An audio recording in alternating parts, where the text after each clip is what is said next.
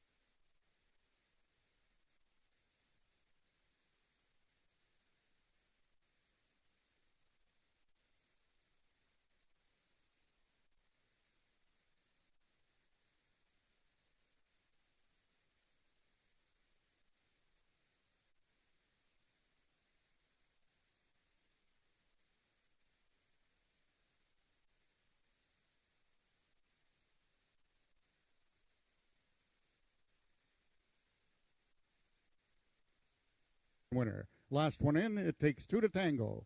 They're at the post. They're off. It Takes Two to Tango. Got away best of all. Away second is Hanover Hill Sugar. Third is CC Senator Page. I'm Speedy now asked for some run between horses to take over the lead. I'm Speedy on the outside. CC Senator Page. I'm Speedy wins it. Second was the Hanover Hill Sugar, and CC Senator Page completes the triactor. Race 3 numbers unofficial 3, 4, 5.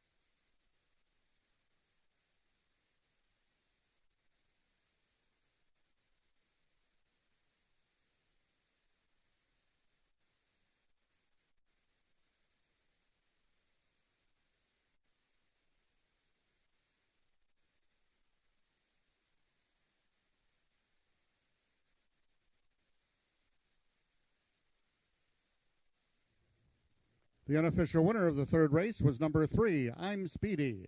Second was number 4, Pasco and Ismail Mosquera, looking for his second winner on the card. Number 4 is Chicks Dig My Money Bags. They're at the post, and they're off.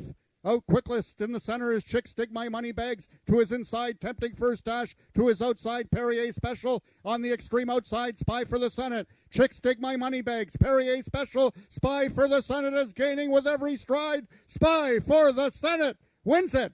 Place photo between Perrier Special and Chicks Dig My Money Bags.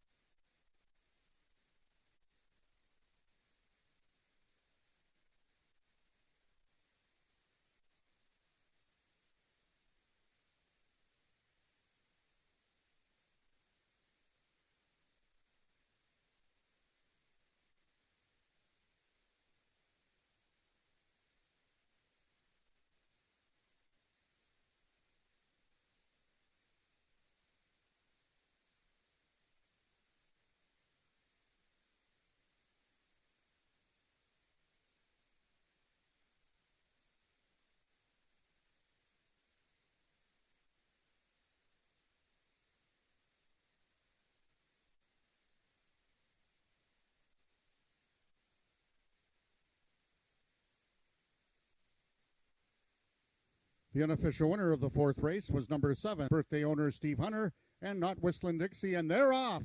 Towards the inside is Arctic Fame, right alongside Night Fishin'. Those two, a length and a half advantage. Arctic Fame on the rail, Night Fishin' in the center. Night Fishin' is going to win it. Finishing second, Mom's Extravagant Heart. It's close for show between Not Whistling Dixie and Arctic Fame.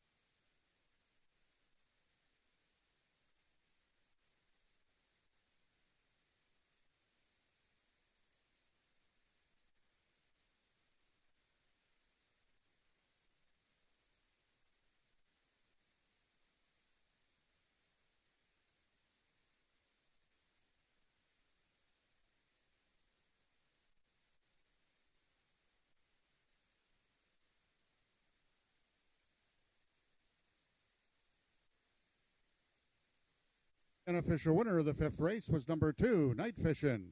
Finishing second was number 3, Mom's Extravagant. 4, Feisty Icon. They're at the post. And they're off. Had to be Ivory on the inside. Feisty Icon in the center. Between horses is Maryland Magic from the far outside. Country's coming back. Had to be Ivory on the rail. Has the lead by 3 parts of a length. Very Game is firing Red Jess. Those two at the wire. Picture time. We're going to have a win photo in the...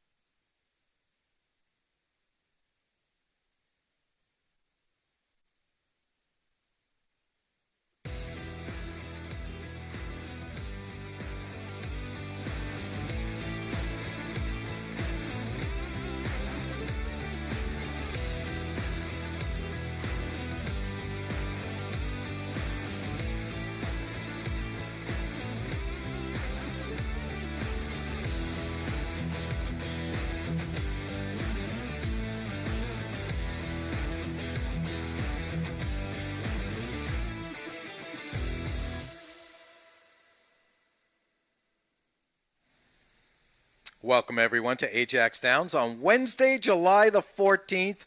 Just a beautiful day here in the Durham region, and welcome to Quarter Horse Racing, Talking Quarters.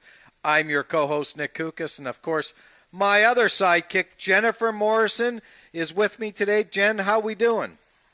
Doing great, Nick. I'm way up there on the top. You can't see me, but I'm up here overlooking the racetrack, and what a gorgeous day for racing today, Nick. Our second day with fans, and, it's going to be great. 10 races today. Yeah, 10 races. And you know what, Jen, we were talking about earlier. Hopefully one day we'll be back together sitting side by side and doing the show. But we're still, a little bit apart. We're still social distancing. I heard a rumor today that Ontario may be going out of stage 3 back on August the 3rd. We might be back to normal very soon. That's the rumor. That would be amazing. Well, I'm excited for Friday, and people that like the casinos being open on Friday, and so things are certainly going in the right direction. Well, I've never been to a casino in the last couple of months anyway. So I thought you were going to say the last couple of hours. No, I know. They've been closed, and, I left. The last day I was in a casino was on April the 4th. I was in Las Vegas, Nevada at Caesar's Palace, and that's the last day I've been on a casino.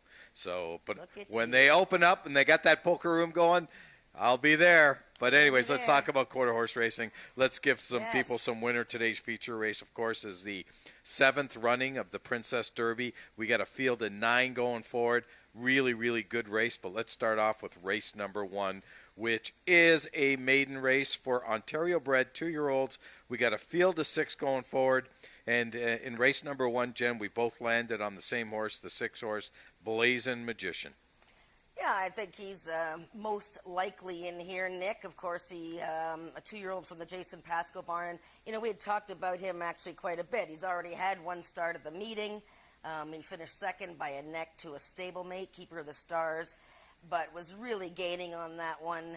And it was a small field, but he was really finishing well and pretty much needed just one more jump to win the race, Nick. And, of course, we've talked about him a lot because his sire, Maryland Magic, who raced last weekend, is still racing and racing very well. He's already a winner this year, so he's passing on, the talent to his young horses. But I want to know who you're betting the exacta with. The 1. The 1, because he was in the same race. He was in the same race, so why not? I didn't really see another first-time starter that caught my attention, and I know Josh Scott's had a lot of success with the Scott Reed barn. They won the stake last week, so that's a really nice combination with a horse that really was a surprise upset winner. Fair to say? Oh my gosh, yeah, very much so. I think everybody was pretty shocked that he won, but I don't mind the 1 horse. I picked him 3rd, but I'm kind of interested in, and this is just a breeding pick, but I picked the 3 for 2nd. Back Home Fishin', an Ontario bred by Down Home Dash. The mother of this horse won 9 races. She won first time out, and she won the Princess Futurity in 2007. So this is a very precocious family, and I don't mind the workouts from the gate. Craig Spada, he's got another 2-year-old running later today that we'll talk about that I know he quite likes. But anyways, I took a shot that Craig and Matt's Back Home Fishin' maybe could fill the exacta there. Let's move on to race number 2, also an Ontario-bred maiden race, but these are 3-year-olds and up. We have a field of 5. Again, both you and I landed on the 4-horse. Who's hot now out of the Bob Broadstock barn? Yeah, I mean, she looks most likely here. This is a pick 3, first start of the pick 3. Only because she's had experience. She ran well in her first start of this season. Chasing a filly who, was on the lead all the way, Hanover Hill Linda. She looked pretty good in that race. Second, beaten ahead in her second career race. I guess if you're looking for someone perhaps to upset, it would be the Craig Spada horse, Grand Little Dom, making his second start for Craig. You got to look at Craig's stats, Nick, with second-time starters off a layoff. This is only in the last 2 years. 25% wins from 12 starters. So his horses really go forward in their second race off a layoff. This one is adding Lasix as well. Boy, you're really on the Craig Spada bandwagon. Maybe you're a spokesperson for the barn. Well, if I am, then he better start showing me the money. Showing her the love. All right, there we go. Let's move on to race number 3, another maiden event. These are maidens, 2-year-olds. These are open maidens. The start of today's pick 4. You landed on the 5-horse Magic Diamond. I landed on the 6. Oh, my God. What a great name. I love that name. Oh, my God, spelled G-A-W-D with Josh Scott and Scott Reed. Tell us why you like the 5. Why I like the 5? Yeah, Magic Diamond. Well, first of all, Maryland Magic 2-year-old. We have already picked the first one in the first race today. Looks like the sire is passing on the talent. This filly had a debut outing at Remington in April and didn't get away from the gate all that smoothly.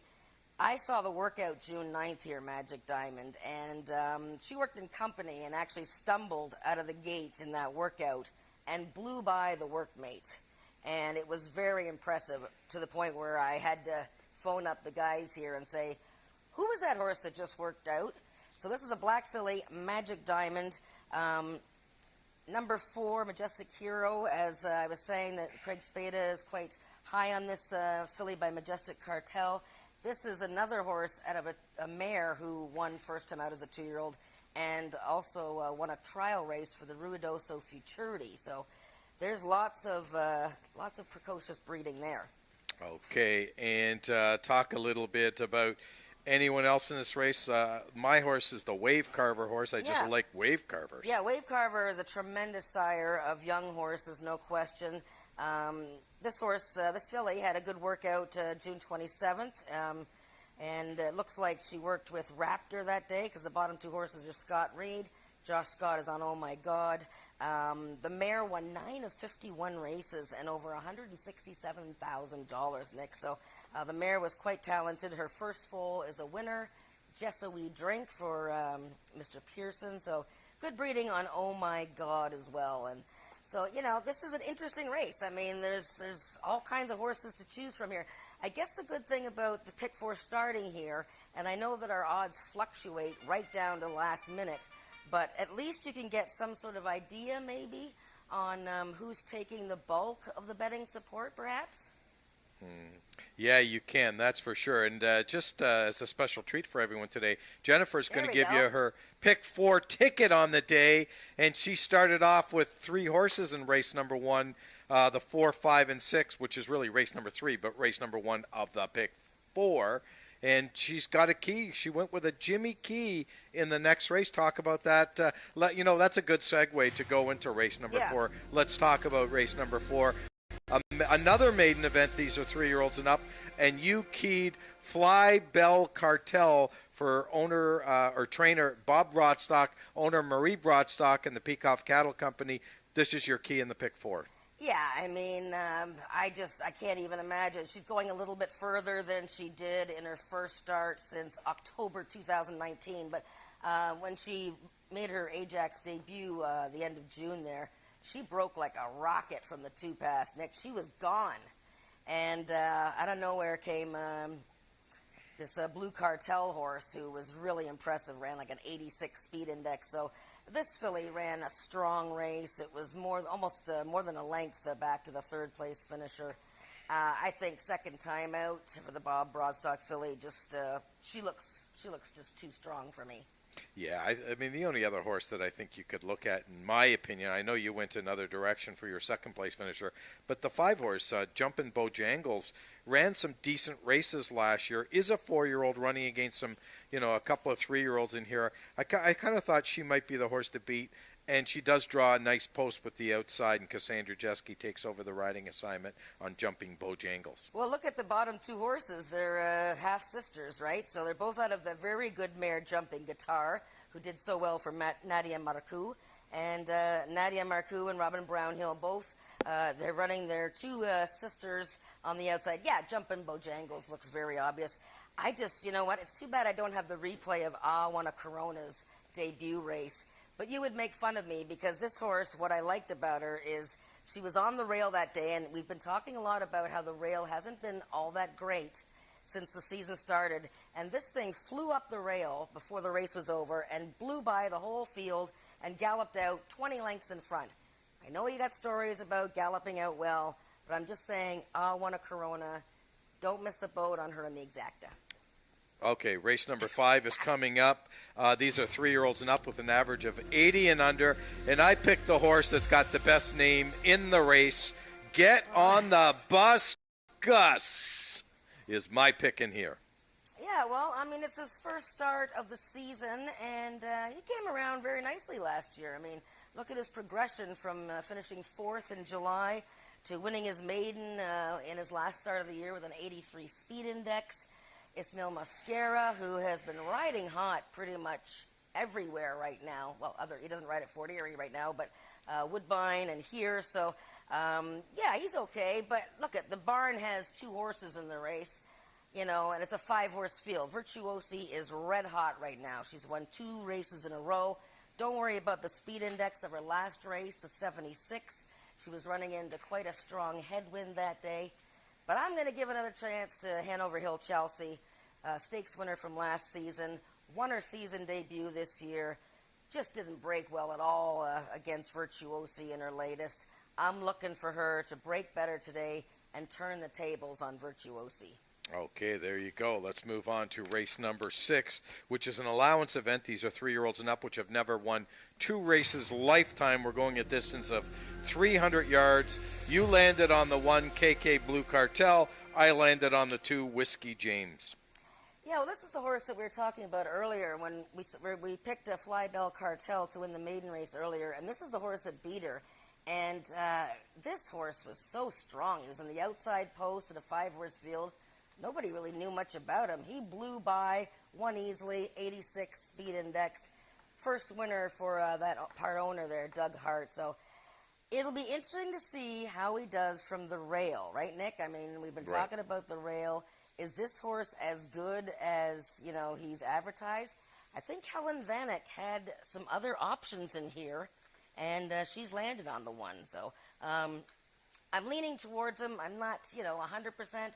I'm very interested in the 2-horse Whiskey James, who was just purchased privately by Anna Rosiak from Bryn Robertson and family. Jason Pascoe taking over the training. As you know, Whiskey James was supposed to race earlier in the meeting and got loose and then had a joyride around the infield of the track that day. But he's a half-brother to Firing Red Jess, who won the Peak of Maturity last week. There you go. Let's move on to race number 7, the start of our second pick 3 on today's card. Also a pick 3, so you can bet a pick 4 and a pick 3 in race number 7. And this is a race where I think it's just a 2-horse race. I like the 3 and I like the 5. I know you like the 4 a little bit, but America's Rocket Man, this horse was awfully impressive this year. Wow, just a wonderful horse. One of my favorites, actually, and I know we're going back. I sound like a broken record if anybody actually knows what records are. But anyways, just dominant in that race. I mean, just crushed the field with a 90. He's eligible for a non-winners of 3 lifetime race. So he's racing against horses that have won 11 races, 6 races. So this is a hefty step up for him. But he looks like he could be any kind of horse. If someone's going to beat him, though, I think it's the 4, Nick. I mean, Shaken won his season debut. Very impressive. Wants more distance, but 250, he's doing it again. Almost won a stakes race last year. So I think Shaken, which I picked second, but looks like they've got... Wait a minute. No, you're right. Well, you did. Oh, you've got the wrong. That's race 1. That's race 1. That's okay, one. that's okay, why. That's why we're throwing everyone up. We want to put up race 7 selections. Race 7 picks there. Come on, gang. Let's go upstairs, gang. Let's get that straight. We don't want to confuse too many people. Race number 7. So you did go with the 4, which I 3, get. 4, yeah. I mean, Shaken's a really, really nice horse. There we go. That's it. Yeah. Oh, we had it right, and then we changed it again. But I like the 5-horse Sugarman's Delight. How can you not like a horse that's won 11 starts in his life? I mean, and made $172,000. I mean, that's awfully impressive coming out of a Hall of Fame trainer, Joe Tavares. Yeah, I mean, he's a sturdy 8-year-old, and while he didn't run too well off the layoff last year, he didn't come out of the gate all that well. He doesn't really run too many bad races, so I guess he wouldn't surprise me too much. But as you can see, I can't believe you didn't pick Fast Streak and Nick, your namesake. I know, I didn't. I'm not sure why I didn't, but we can put up my pick 4 ticket, which is a whole $4.80. $4.08. Well, I guess that's for 20 cents then. 20 cents. Okay, mine was $1 one. Oh, yours. Well, you can make mine $1 like with 24 bucks. 24 bucks. Okay. Yeah. So I took 2 horses in the first race. Okay. America's Rocket Man, Sugarman's Delight. I keyed, yeah. had to Relentless. I used the 4 Ice Cream Cartel and Streaking Little Wagon, and I used the Jimmy Key all button Jimmy Key in the 8th, and I used the all button in the 10th race. So, because you know what, if I get by the 9th race, I love having an all. I just root long. Let's move on to race 8. Look, I think you're very good. I think it's excellent. this horse. I keyed this horse. Had to be Relentless. I mean, you're going to show you a replay right now. Go ahead. Look at this. Now, he's running against America's Rocket Man. Now, remember, this is one of the top 2-year-olds of last year. Finished second in the Alex Peikov Memorial Futurity. He had a lot of second-place finishes. Look at this race he ran first time out this year, June 23rd. He's on the rail. Again, let's talk about the rail. There we go. Look at that beautiful circle they got. Ooh, just an awful start. He broke outward, broke a bit slow. Then he lost his path because a horse ran in front of him. But I am so impressed. Look at America's Rocket Man. Forget this. He's long gone. But look at this horse closing on the rail. I thought that was just a tremendous effort. And then if you even go further past the finish line, he blows by the field. But I know you don't put a lot of stock in that. But he just had a rough beginning. Now he's on the outside post. I think you have to key him. I'd be a little bit interested in Hot Like Fire to his inside because he closed really well in his first start. But I think it's all about Had to Be Relentless. Okay, let's move on to the feature race on today's Carter Racing, the 9th race. It's the Derby. It's the 7th running, $50,000 or $51,660 to be exact, up for grabs. And I know you've got 2 replays you want to show here, Jen. Yeah, well, let's just look quickly at the 2 trials that the fastest horses, the top 10. Well, there's only 9 now because Candyland scratched. But let's take a look at the 2 trials, and the fans out there can make up their mind. So the first trial was won by Jessa Prima Donna, who was heavily bet from the word go. Surprised me. She's in the 3. Watch her come out of the gate here. Jessa Prima Donna, blah. Kind of a slow start. Bumped into the She's a Flying Bach. Now she's going to make up ground because Corinna Corinne is long gone on the lead here. This is Corinna Corinne. She's also qualified. But it's over here. Jessa Prima Donna overcoming the stumble and winning off. Her speed index was 79, though. So, into a headwind of 24. Was the wind stronger for that race than the next trial? Hard to say. It's not like I was, paying attention to how strong the wind gusts were. But let's look at the second trial here. Let's look at the second trial here, Nick. And this is where Streakin' Little Wagon and, okay, they've already started it, but the 6-horse Streakin' Little, or this, what number is she? 6-horse Streakin' Little Wagon. She's in the white blinkers, actually. And she was heavily favored, of course. She won 4 or 5 starts last year. What happened? Let's see it one more time, guys. If we can just roll it and watch the 6-horse. And she's won from the outside, I believe. Yeah, with the white blinkers. Broke outward. And you can see Helen Van Eck there. Gives her a couple of taps on her outside. By this time, though, the gray horse, Ice Cream Cartel, is gone. And I was just so impressed with the way that she was striding out here. Ismail Mascara riding for Bob Brozak. Look at this powerful run. And her speed index was 10 points higher at 89 than Jessa Prima Donna. So is Streakin' Little Wagon over the top a bit after racing all winter? Or did she just have bad luck in that race? Your decision. I think it's a super field. Those 2 are the main players. But, it's hard to leave out Jessa Prima Donna. And, this year at AjaxDowns in our stakes races especially, we've had some big upsets. We've had horses come, especially the horse last week, that really, it was really hard to pick that one last week. And that horse surprised everyone out of the Scott Reed barn. And Josh Scott was, of course, the long shot rider in that race. Let's move on to the 10th and final race on today's Carter Racing. It's a speed index race. These are 3-year-olds and up. 70 and under, the number.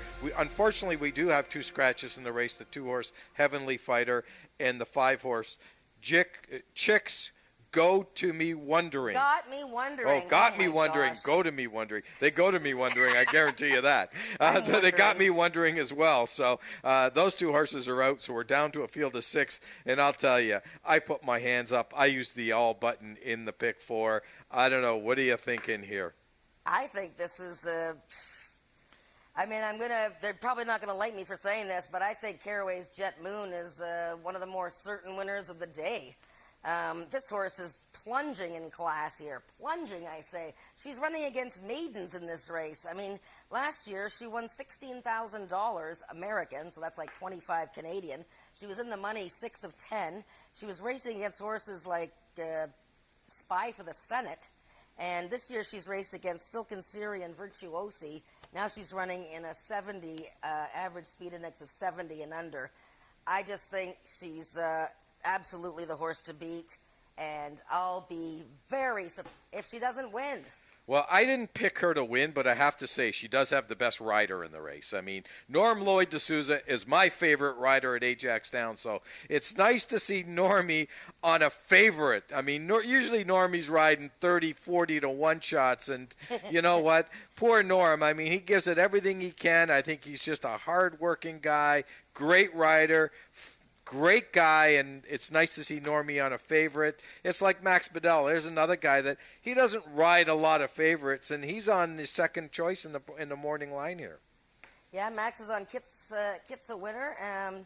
Look at who she ran against first time out, Ice Cream Cartel, and she had no chance. There you go. She hopped at the start, so yeah. She didn't actually run that day, but she was improving nicely. I'll be interested to see how she does in here. As I said, there's quite a few maidens. The winners are on the outside, Caraway's Jet Moon, Bewitching, and Peeves Braveheart. But the bottom two haven't won in so long. I just think Caraway's Jet Moon, that's it. There you go. So that's our Talking Quarter show for today.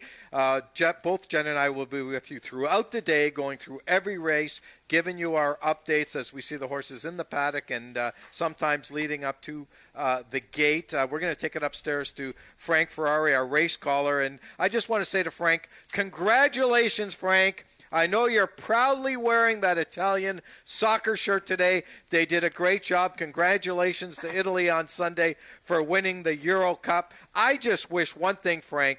I wish they could play Argentina to show who the best team in the world would be, because Argentina, of course, beat Brazil on Saturday night in the Copa America Cup. So we're going to take it upstairs to Frank Ferrari for today's changes on the card of racing.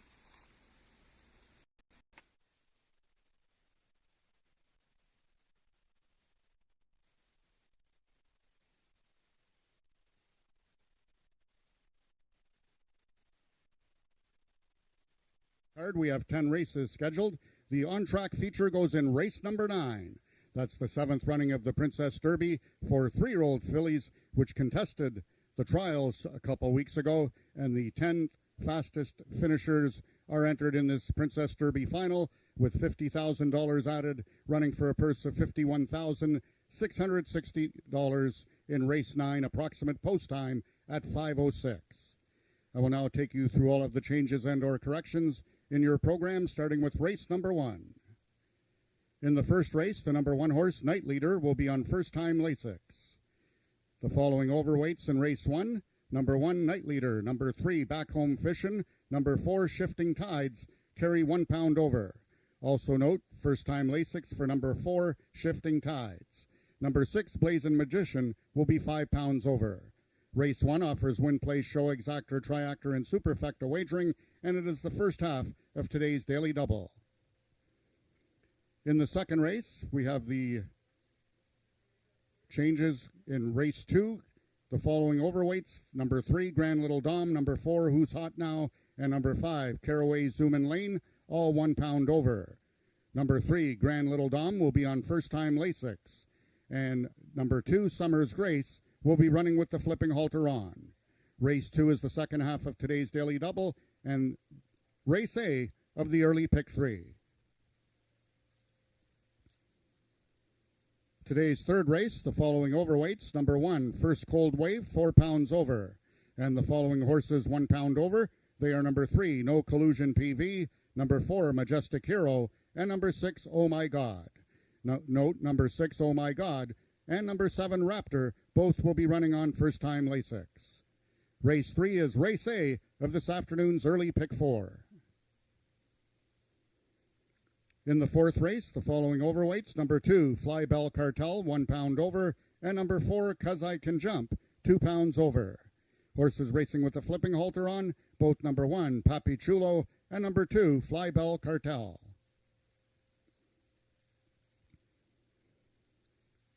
Race number 5, the following overweights. Number 1, Shake Some Sugar, 4 pounds over. Number 3, Hanover Hill Chelsea, 5 pounds over. And number 4, Virtuosi, 2 pounds over. Horses running with the flipping halter on, both number 1, Shake Some Sugar, and number 2, SR Blue Hawk.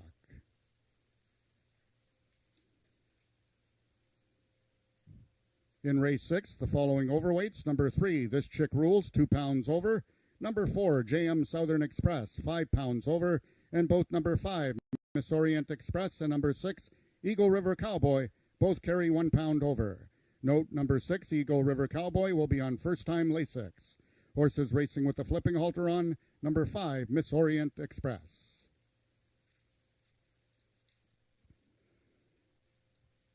In the 7th race, the following overweights. Number 1, Ice Witch, and number 3, America's Rocket Man, both carry 1 pound over. Number 2, Fast Streak and Nick, 5 pounds over. And number 5, Sugarman's Delight, 4 pounds over. Note that race 7 is race A of the late pick 3 and race A of your late pick 4. In race number 8, we have our first scratch on the card. It's a vet scratch, the number 4 horse, Hanover Hill Teresa. Number 4, Hanover Hill Teresa, is a vet scratch and will not go postward in today's 8th race, which means there will be no superfecta wagering available on race number 8. That's no superfecta, win, play, show, exactor, and triactor only. And in that 8th race, the following overweights. Number 2, Magic Down There, 1 pound over. And number 3, Memory of Griffin, 2 pounds over. That brings us to the 9th and feature race of the afternoon, the 7th running of the Princess Derby, with $50,000 added for 3-year-old fillies, running for a purse of $51,660. And in that race, we do have a steward scratch from your program, the number 10 horse, Candyland. Number 10, Candyland, will not go postward in today's 9th and feature race of the afternoon. And in that race, the following overweights. Number 1, Goodness Gracious, 2 pounds over. Number 2, Checkered Flag, 5 pounds over. Number 5, Jesse's Good Candy. Number 6, Jessa Prima Donna, both 1 pound over. And number 7, Karina Corinne, 4 pounds over. Horses racing with the flipping halter on in that 9th race are both number 7, Karina Corinne, and number 9, JLS Dean's Dynasty. Race 9 is the first half of the late daily double. That brings us to the 10th and final live race of the afternoon. We have a couple scratches in race number 10. First scratch number 2, Heavenly Fighter, a steward scratch. And then scratch number 5, Chicks Got Me Wonderin', a vet scratch. And in that 10th and final race, a couple overweights.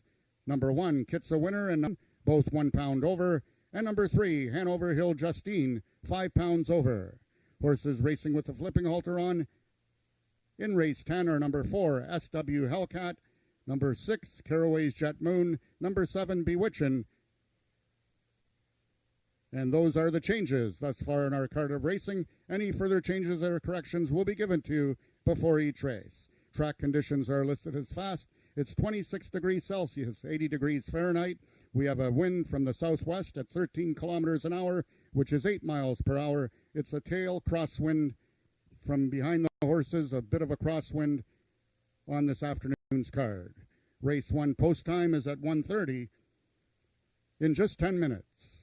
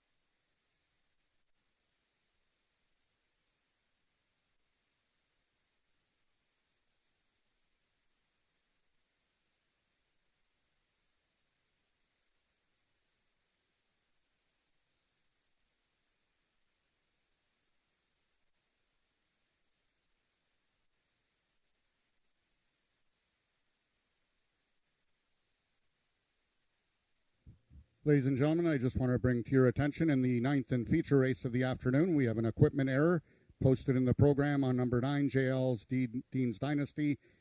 She does not wear the flipping halter on. That is incorrect. That's a program error. She will not be racing with the flipping halter on. The number 9 horse, JLS Dean's Dynasty.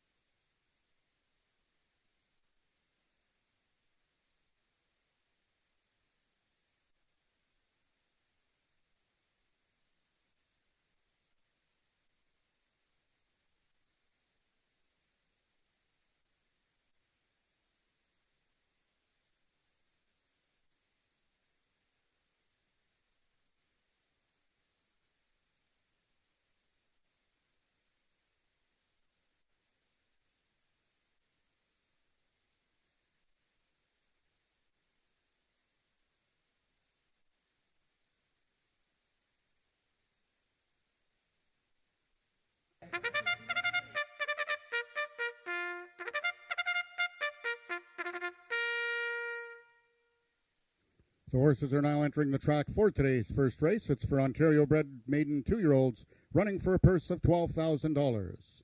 Number 1, Night Leader, owned by the partnership of John Wilson and Scott Reed, and ridden by Josh Scott.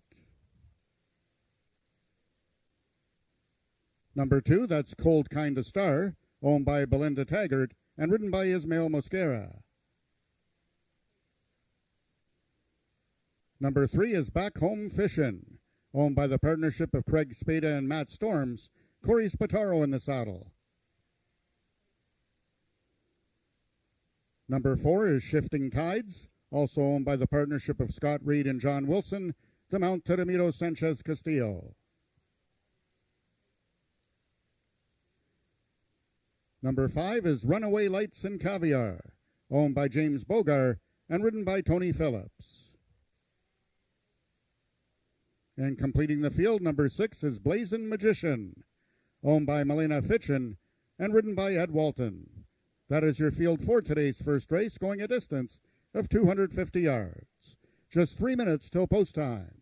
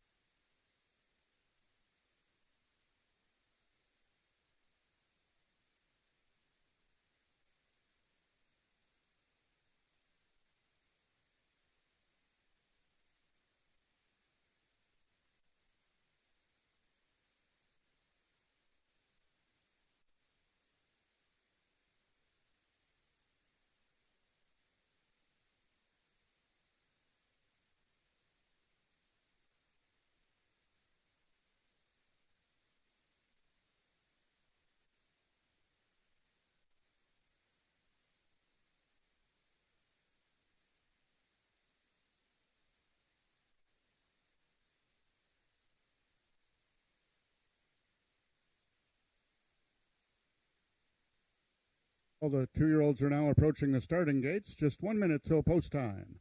They'll be loading shortly.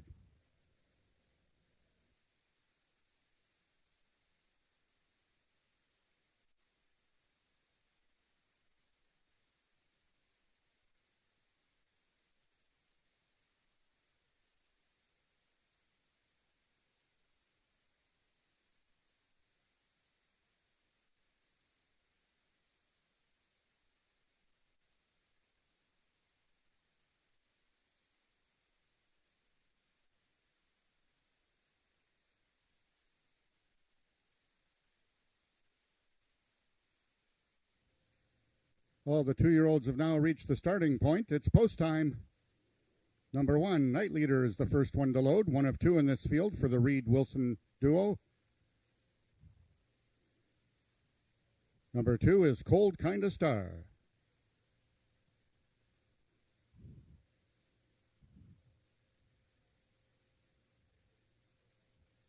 Number 3, Back Home Fishin'. Number 4 is the other Reed-Wilson horse, that's Shifting Tides. 2 left to load. They are number 5, Runaway Lights and Caviar, the lone filly in this field, and number 6, Blazin' Magician, with 2020 rider champion Ed Walton looking for his first win of the 2021 meet on the even choice favorite. They're at the post.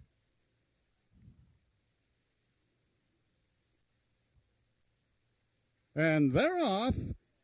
In the center of the track, Shifting Tides is out quickly, as is Cold Kinda Star. Cold Kinda Star sticks a neck in front. Night Leader, very game on the rail, opens up by 3/4 of a length. Night Leader, Cold Kinda Star wins it. Night Leader was second, and Runaway Lights and Caviar finished third to complete the triactor. Race 1 unofficial, 2-1-5.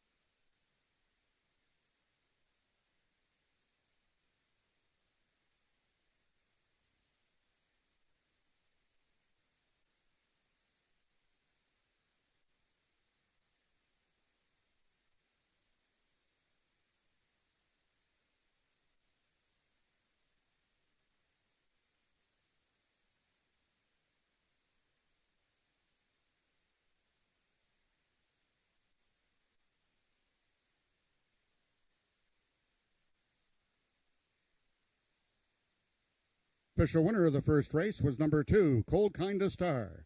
Second, number 1, Night Leader. Third, number 5, Runaway Lights and Caviar. And fourth, number 6, Blazin' Magician.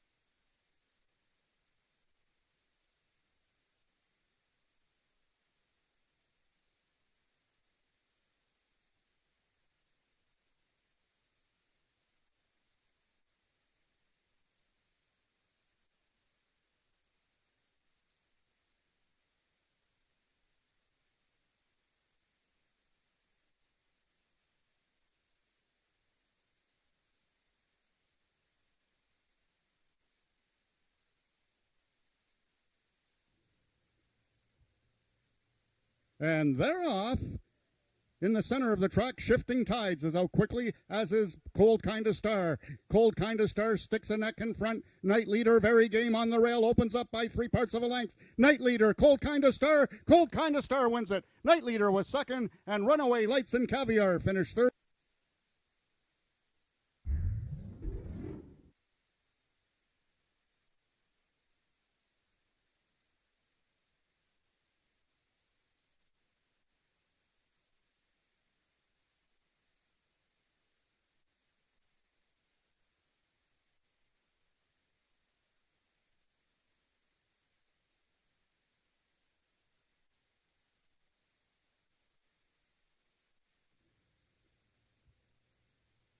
And they're off.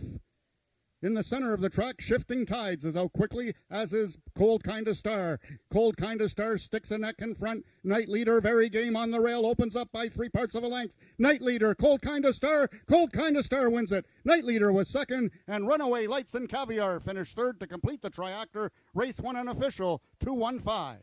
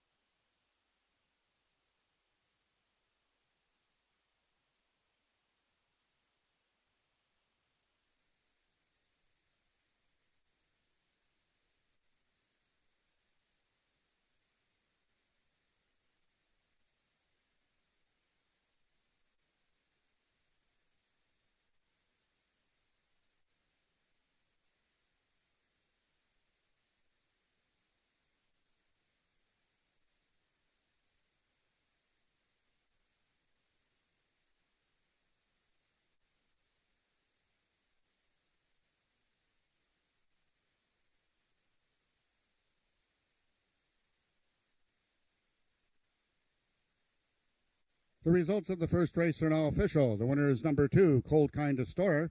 2-year-old Sorrel Gelding by Cold Hard Dash out of Cool Kinda Star by Starfire Dash. Foaled in Ontario by Bill Taggart, owned by Belinda Taggart, and trained by Jason Pascoe. Cold Kinda Star ridden to victory by jockey Ismail Mosquera with a time of 13.729 seconds, carrying a speed index of 77. Rechecking from top to bottom, order of finish in your program should read 216-534. Those are the total results of the first race. In this upcoming second race, the following overweights: number 3, Grand Little Dom, number 4, Who's Hot Now, and number 5, Caraway Zoomin' Lane, all carrying 1 pound over.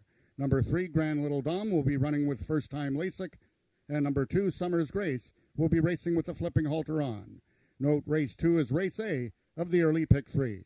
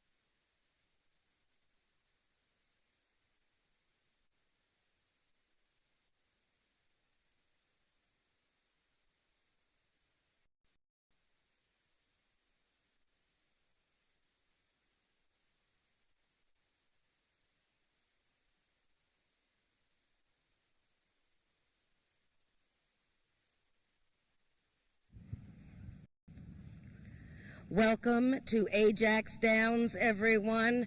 Second day with fans here, and it's so nice to see everybody enjoying the 1 million degree, very nice weather. I just wanted to let you know that every now and then I'm going to pop in and say a couple of wise words. First of all, if you need a program for today's races, you'll see a nice young lady by the name of Haley over there in the corner in the shade. And not only has she got programs, but she's got the brand new AjaxDowns hats with the gorgeous photograph underneath the peak. You got to see those hats and all kinds of other stuff over there. Thank you to Temptations. The food truck is here. Great French fries and all kinds of other snacks. Make sure that you get your bets in early. We've got 10 races today. We've got 2 pick 4 wagers. And pay attention to the board because we'll make sure that we put our picks up there, and hopefully they won't all be wrong. Anyways, great to see you guys. Enjoy the day.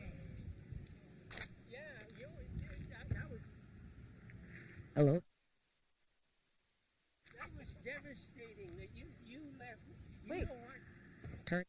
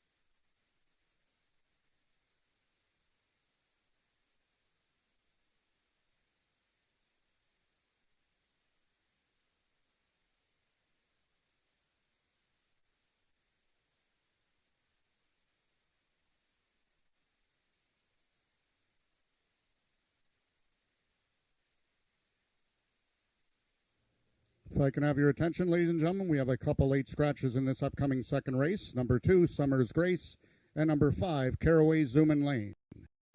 Once again, both number 2, Summers Grace, and number 5, Caraway Zoomin Lane are scratched in this upcoming second race.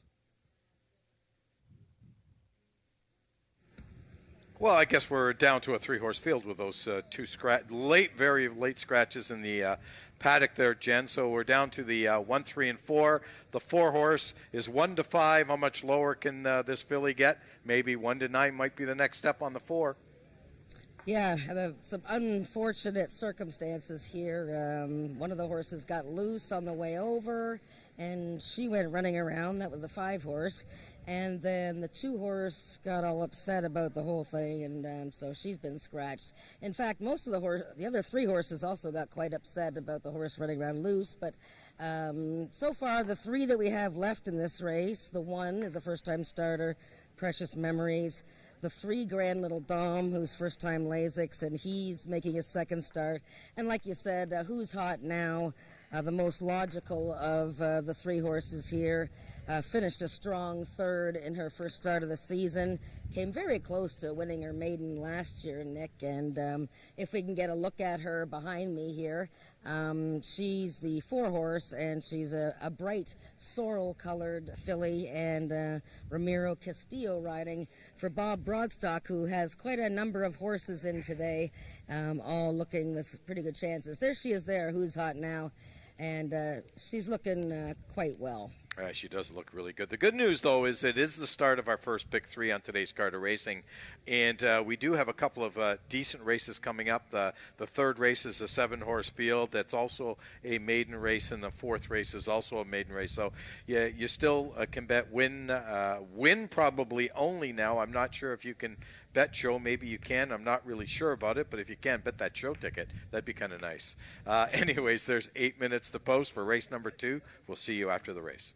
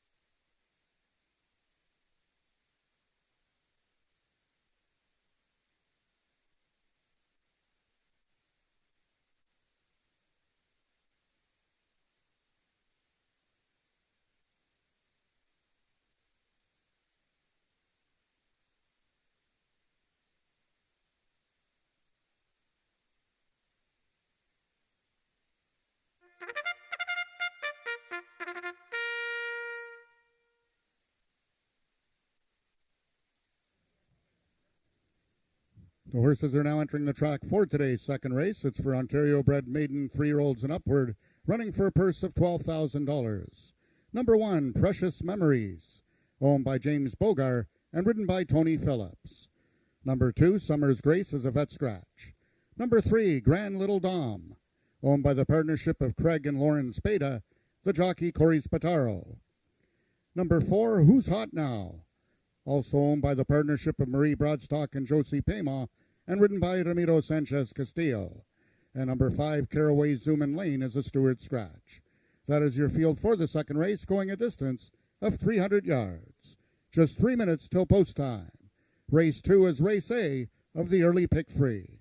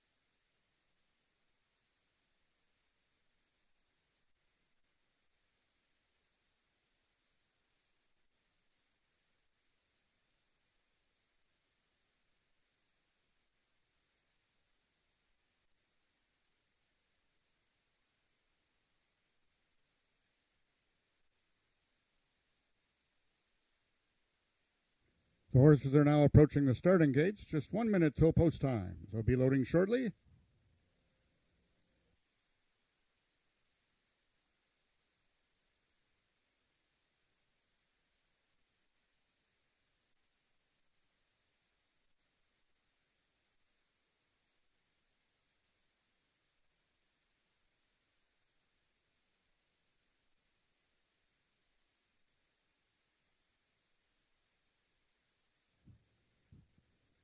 The first horse will now enter the starting gates. That's number 1, Precious Memories, making her lifetime debut, one of 2 fillies in this field.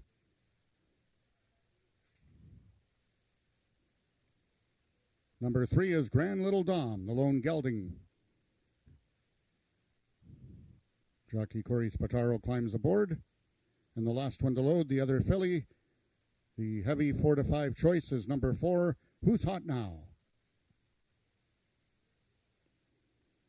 They're at the post. And they're off. Coming out together, Precious Memories, Grand Little Dom. In the center is Who's Hot Now. Who's Hot Now has the slight advantage over Grand Little Dom, the trailer, Precious Memories. It's Who's Hot Now and Grand Little Dom. Who's Hot Now is going to win it by 3 parts of a length. Grand Little Dom second, and Precious Memories completes the triactor. Race 2 numbers unofficial, 4-3-1.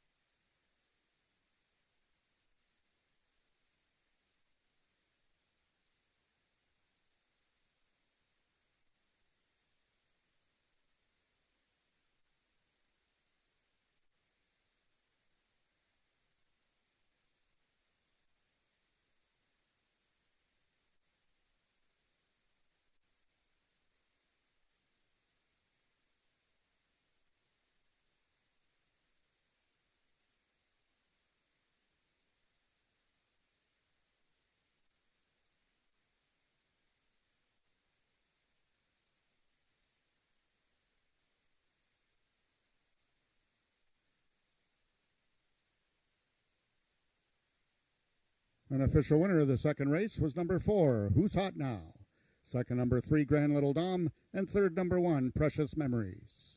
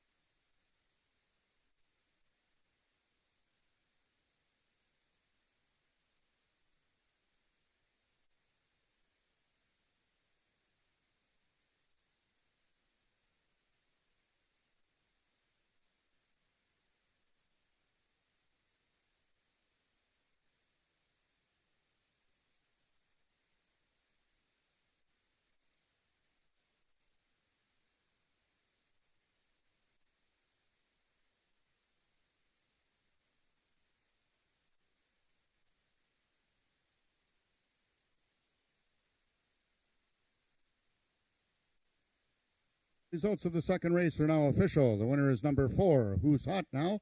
3-year-old Sorrel filly by Sugarman Perry out of Zoom and Hot by a Zoom.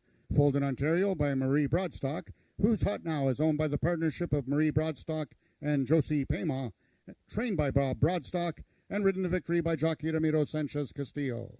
Who's Hot Now winning the distance with a time of 15.942 seconds, carrying a speed index of 76. Rechecking from top to bottom, order of finish in your program should read 3 Vet Scratch, 2-1 Stewart Scratch. Those are the total results of the second race.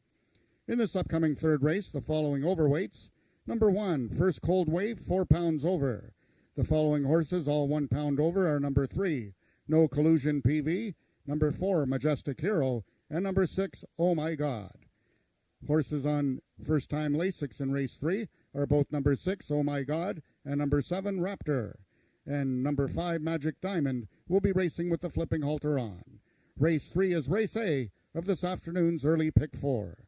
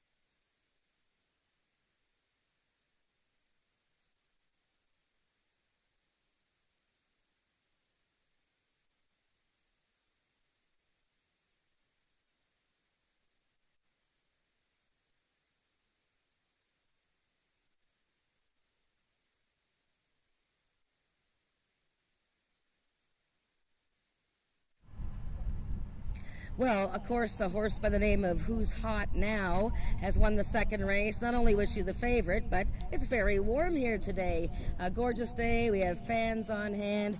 And congratulations to Marie Broadstock and Jose Paymont, who own this sorrel filly. Marie bred the horse, and Bob Broadstock, the trainer, a Sugarman Perry, very solid filly, and it was her second start of the year, and she has won her maiden. And behind me is a whole cast of characters from the Broadstock team. First, we'll start with Ramiro.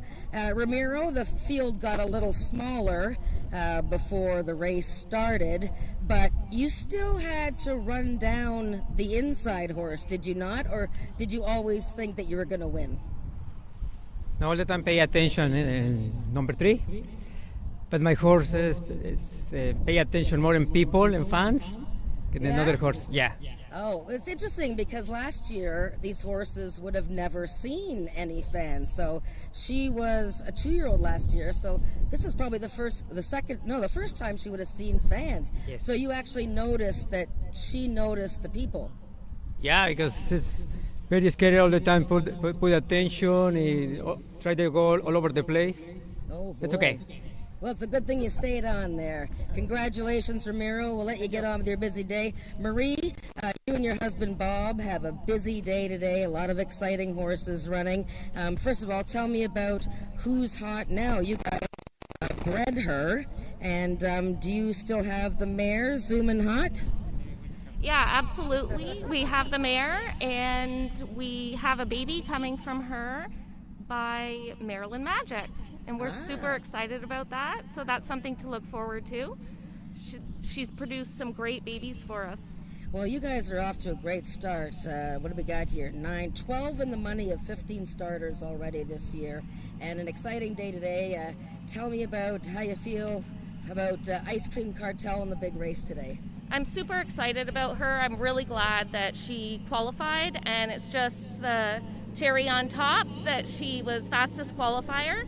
But there's some really tough horses in there, so we are just going to keep our fingers crossed that everybody has a safe run and they all get down the track. That's great, Marie. Well, congratulations. Thank you very much. Good luck the rest of the way.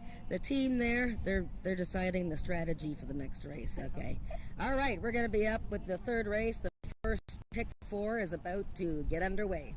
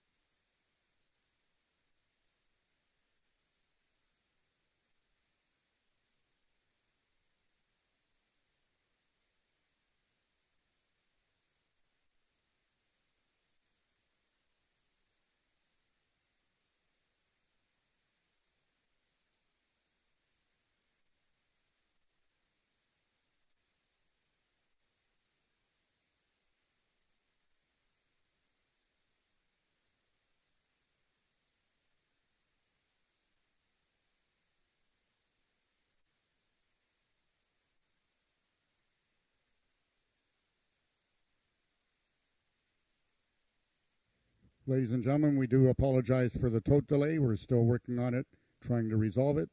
We will have the prices momentarily.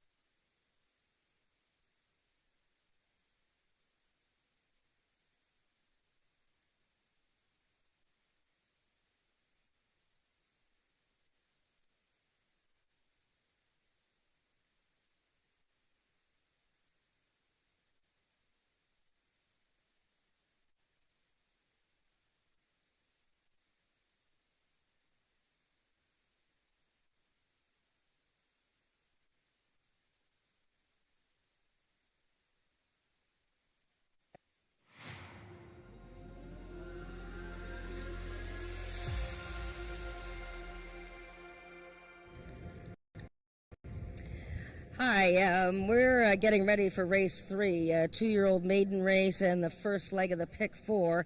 Unfortunately, we're in a bit of a tote delay here, so we haven't been able to see the odds yet on these 2-year-olds, but they are getting ready to come onto the track shortly. So I'm just going to talk a little bit about who's in this race and get the gang to give you a close-up view of some of these nice 2-year-olds in here.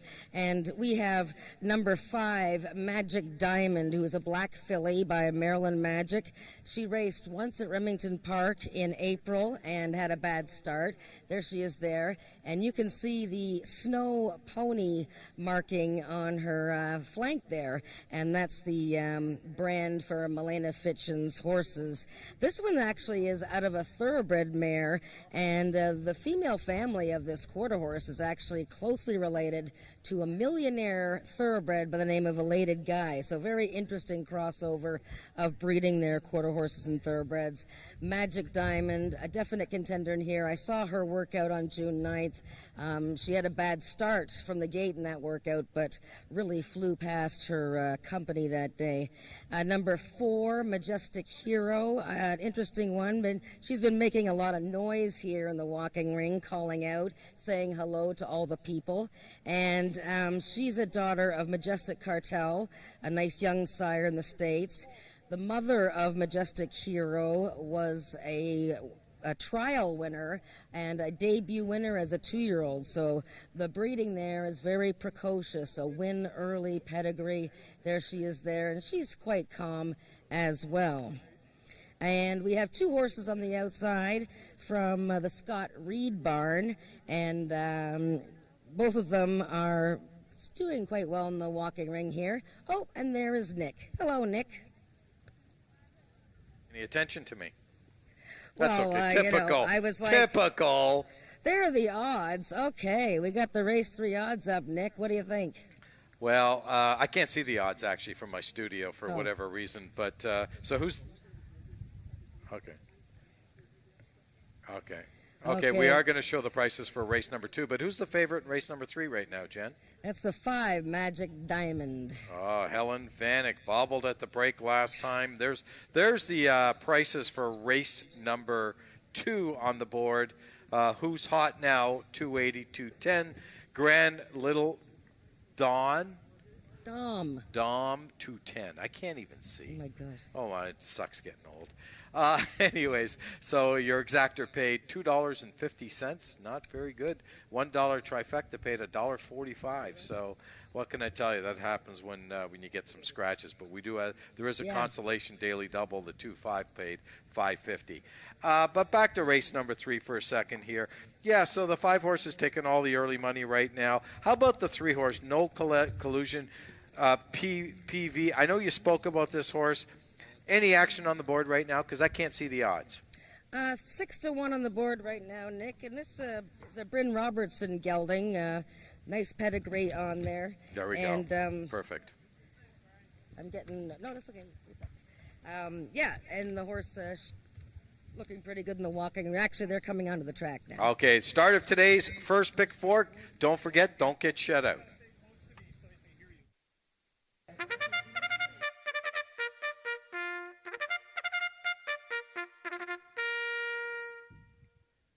The horses are now entering the track for today's third race. It's for maiden 2-year-olds, running for a purse of $10,000. Number 1 is Robert Bailey's First Cold Wave, the jockey Brian Bell.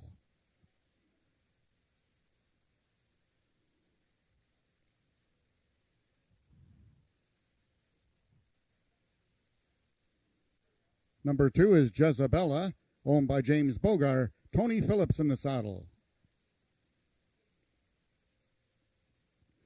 Number 3, No Collusion PV, owned by the partnership of Carol and Jamie Robertson and ridden by Domingo Sanchez Castillo. Number 4 is Majestic Hero, owned by the partnership of Craig Spada and Isaac Fair, the mount to Corey Spataro. Number 5 is Magic Diamond, owned by Milena Fitchin and ridden by Helen Vanek. Number 6, Oh My God, owned by John Wilson, the jockey Josh Scott. And completing the field, number 7 is Raptor, owned by the partnership of Colleen McCracken and Scott Reed, and ridden by Cassandra Jeske. That is your field for the third race, going a distance of 250 yards. 5 minutes till post time. Race 3 is race A of the early pick 4.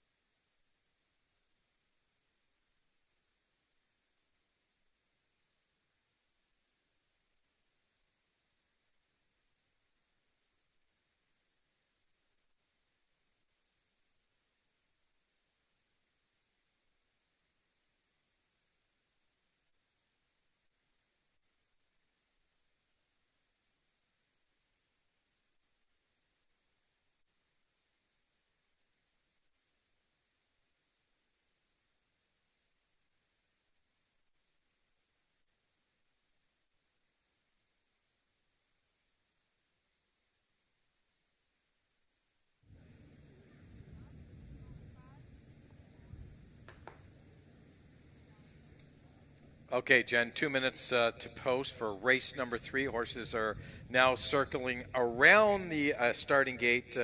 These are maiden 2-year-olds, and did they talk to you while they're out in post parade? Did they say anything to you? Well, they're all very well behaved. I'm very impressed with the way these youngsters are. And the only horse that actually broke away from the post parade was the 5, Magic Diamond. She just left the post parade a little bit early, but she looks very well. I really like the looks of the 6 horse. Oh my God. Just a tank of a filly. I believe it's a filly, is it? Yeah, and lots of fillies she's a in this filly. race. She's a wave carver. Yeah, she looks really great. And the 4, just a little thing, Majestic Hero, but obviously the money is telling there. 1 to 2 on the board right now, so that horse is taking lots of interest from places elsewhere or even on track here, but she looked very racy. Okay, well, there's about a minute to post for race number 3. I just want to remind everyone, you still have time to get that pick 4 in. This is the first of our 2 pick 4s on today's card of racing. Good luck with your wagering.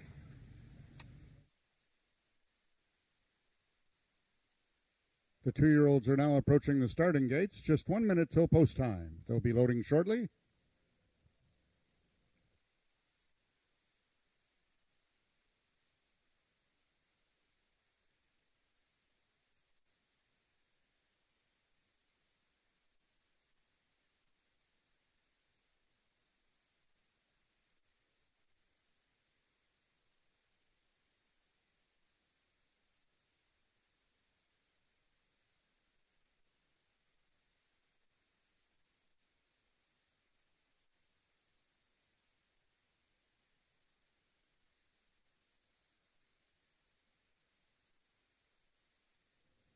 Well, the 2-year-olds have now reached the starting point and they're loading into the gates. Number 1, First Coal Wave, is the first one in.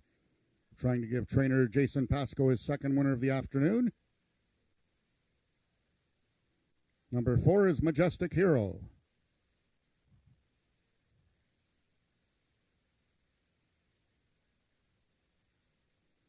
Number 5, Magic Diamond, the other trained by Jason Pasco. Number 2 is Jezebella, making her lifetime debut. 6 is Oh My God, 1 of 2 in the field for Scott Reed.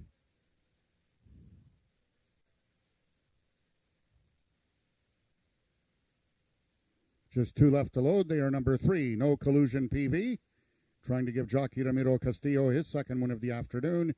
And then from the outside stall, number 7, Raptor, the other trained by Scott Reed, making his lifetime debut. Horse number 3, No Collusion PV, is in. Jockey Ramiro Castillo climbs aboard. And now entering the gate is number 7, Raptor. They're at the post, and they're off. Out quickest towards the inside was First Coal Wave. From the outside, Magic Diamond. And between horses, Jezebella, No Collusion PV. First Coal Wave and Magic Diamond come down to the payoff. It's going to be First Coal Wave, wire to wire. Second was Magic Diamond. And Raptor completes the triactor. Race 3 numbers unofficial, 157.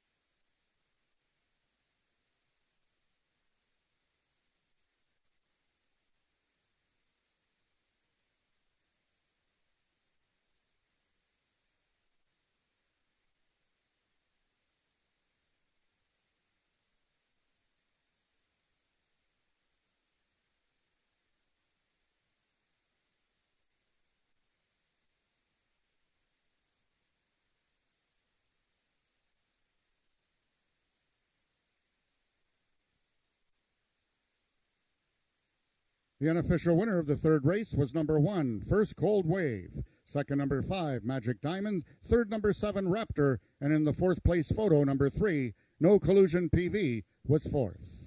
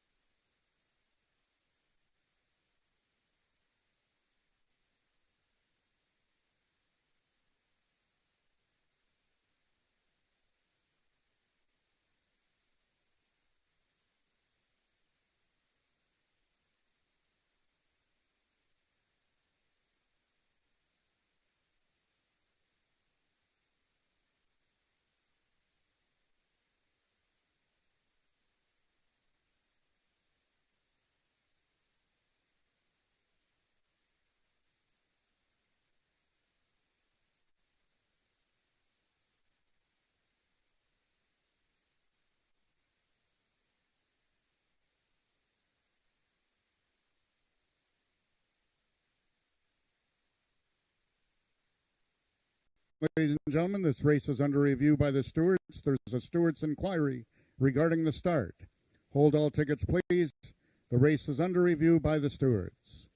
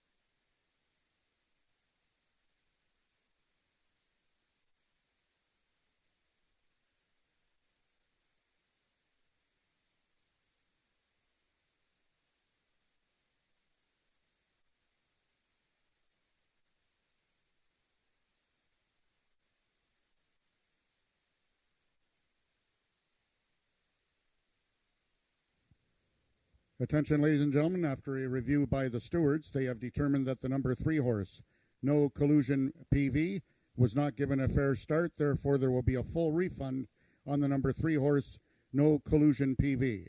Due to an unfair start, a full refund with any tickets wagered on number 3, No Collusion PV. Therefore, the top four numbers will now become 1574. 1574 will be your Superfecta rundown.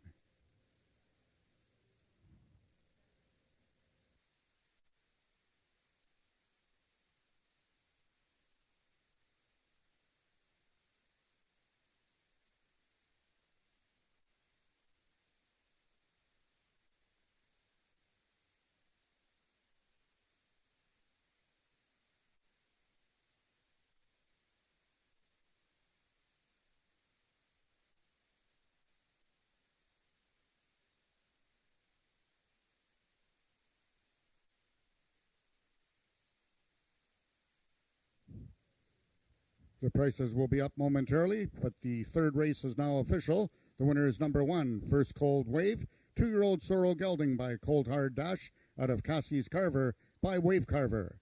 Bred and owned by Robert Bailey, First Cold Wave is trained by Jason Pasco, his second win of the afternoon, and ridden to victory by jockey Brian Bell. First Cold Wave winning the distance with a time of 13.497 seconds, carrying a speed index of 86. Rechecking from top to bottom, the new order of finish in your program should read 1-5 refund, 4-2-6-3. Those are the total results of the third race. In this upcoming fourth race, the following overweights: number 2, Fly Bell Cartel, 1 pound over. Number 4, 'Cause I Can Jump, 2 pounds over. Horses racing with the flipping halter on, both number 1, Papi Chulo, and number 2, Fly Bell Cartel.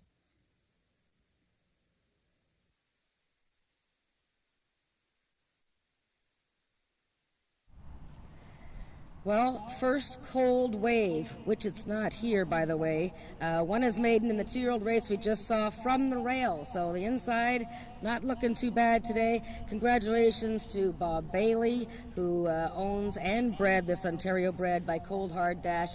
Gotta tell you, Cold Hard Dash, Ontario Stallion, just had his first 2 AjaxDowns starters today, and they both are winners. Jason Pasco, trainer of both of them, and Brian Bell is with me. And Brian, you've had a little bit of a slow start to the season. You had your injury, but now it looks like things are shaping up. You were pretty excited about this horse, you tell me. Yeah, you know what? I've been riding it at the farm, and then I saw the race down in Remington, and I'm really high on that family line. We used to have Cassie's Carver years ago, his mother, and she was a dynamite of a 2-year-old, and a little bit twitchy in the gait, but she brought that on, but they can run.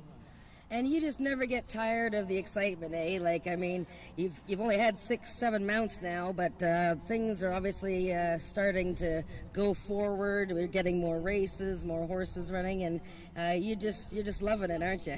Oh, I am. Especially, more people are entering their horses, and it gives us jocks more of a chance to get on a few horses. And yeah, I'm coming back from an injury this past season, and it's slowly getting healed and feeling really good. Well, you're one of our all-time leaders here. Congratulations, Brian. Best of luck the rest of the day. Thank you. Thanks for joining us. And we have race 4. The horses are coming into the walking ring.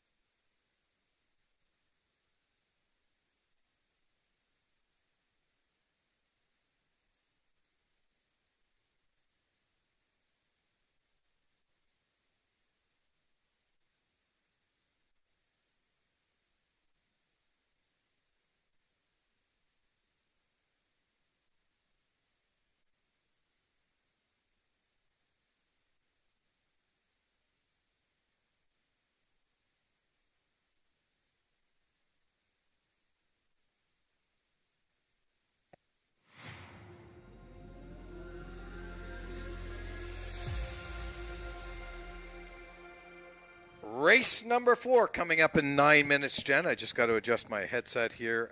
We've got a 3 to 5 shot in here. Fly Bell Cartel. Bob Broadstock looking for his second winner on today's card. And the first one was a heavily favored filly, won her maiden, and this one is just as heavily favored, and she ran a corker first time off a very long layoff. And look at how calm she is. And, you know, as I noted in one of the interviews before, a lot of these horses haven't seen people standing on the railing here, you know. They may be socially distanced and we're all standing apart, but there's still people here, and these horses are taking a good look around. But Fly Bell Cartel is very composed, very strong contender here. So let me ask you this question. In thoroughbred racing, we hear about the bounce. This horse almost, after a year and a half, came back. Will she bounce or not bounce? Will she bounce? Will she not bounce? You know, she broke so fast that day, and I think, you know, a horse that shows speed and then just sort of gets caught at the end, it's a little different than a horse that sort of rallies and battles with another horse all the way to the finish line. Plus, you know, I don't know about the competition that she's facing here. We have a first-time starter, 'Cause I Can Jump, and the half-sister to that one, Jumpin' Bojangles. I quite like the way the 3-horse is going here, and I liked her first start, but I just think the 2-horse could possibly, you know, maybe regress a bit off of that first start after the long layoff and still win. And this horse was bred by Jose Guzman, who used to be a pitcher for the Blue Jays. Okay. No? Okay. I thought I'd throw that in. Yeah, the 5-horse, Jumpin' Bojangles. Great name. Great post on the outside. Cassandra Jeske riding for Peggy Byrne. First time on this 4-year-old mare. Yeah, and the mare, if some remember, Jumping Guitar, who is the dam of the 4-horse as well, was a very good runner around these parts for Nadia Maracou. And Jumpin' Bojangles showed ability last year, or a second start. She showed some good speed. In fact, their second and third starts of last season, so we'll see how she does in this return. Okay, horses will be on the track shortly for race number 4. We'll see you after the race.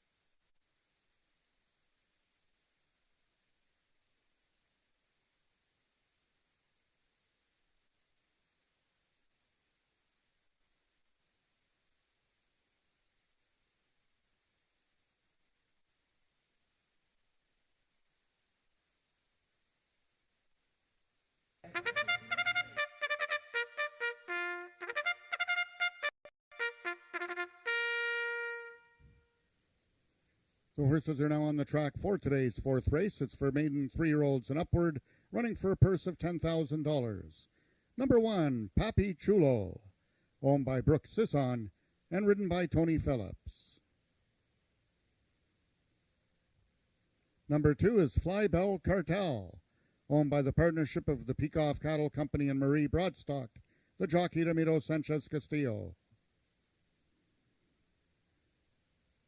Number 3, Awana Corona, owned by Debbie Slater, Norman D'Souza in the saddle.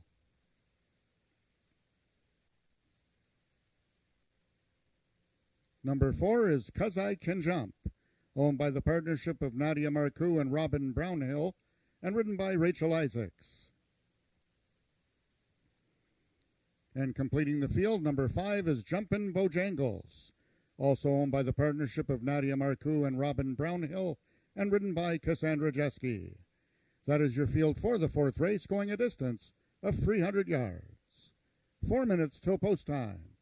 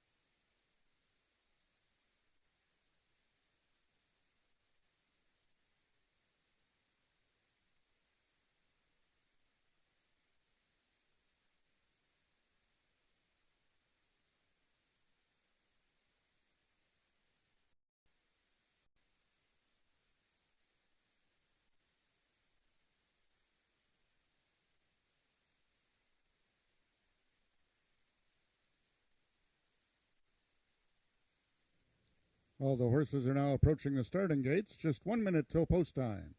They'll be loading shortly.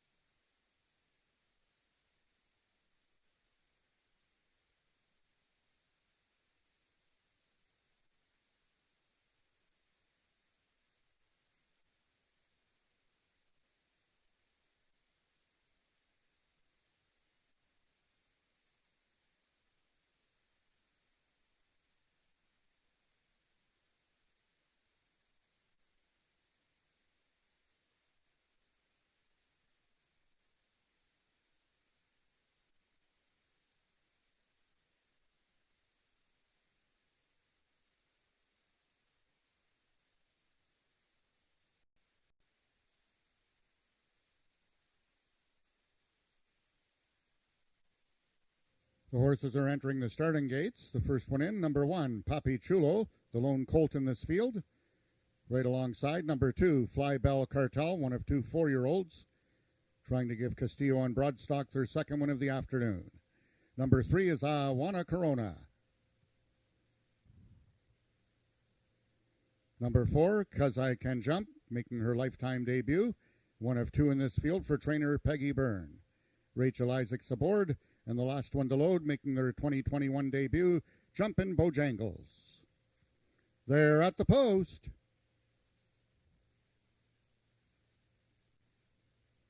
And they're off. Fly Bell Cartel broke quickest towards the inside. Papi Chulo right alongside Awana Corona. The 2 trailers, Jumpin' Bojangles and 'Cause I Can Jump. It's Fly Bell Cartel. Awana Corona is digging in. Awana Corona and Fly Bell Cartel in a win photo. I'm going to give it to Awana Corona.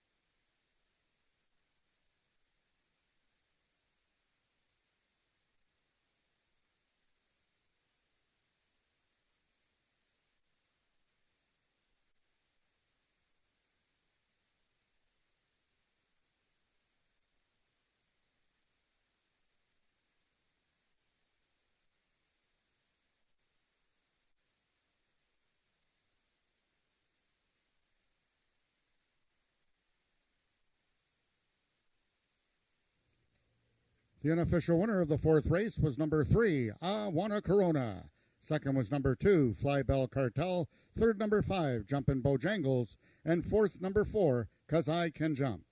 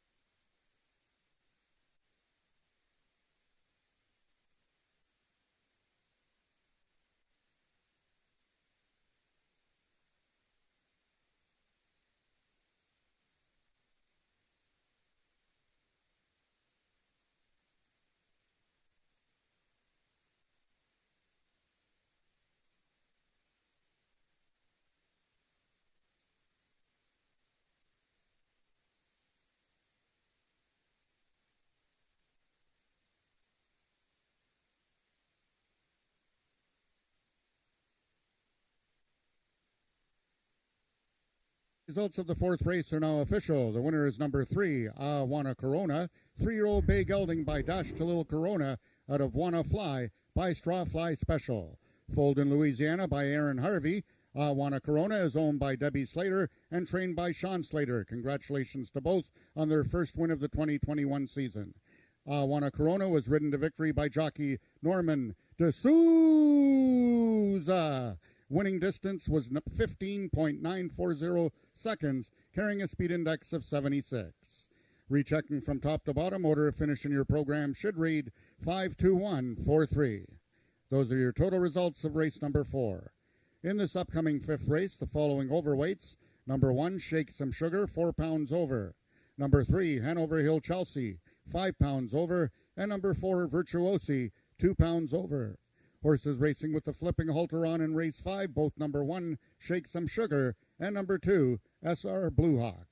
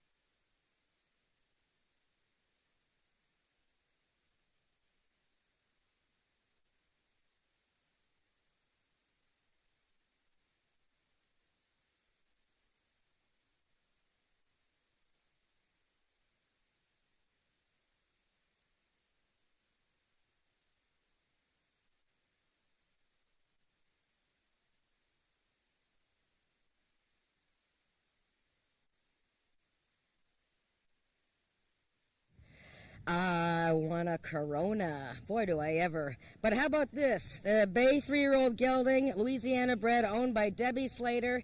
Congratulations, Debbie. We know that you're at work, but you're watching. I got Shannon Slater here with me, Sean Slater, the winning trainer, and Lloyd Norman D'Souza, winning rider. He looks pretty in pink.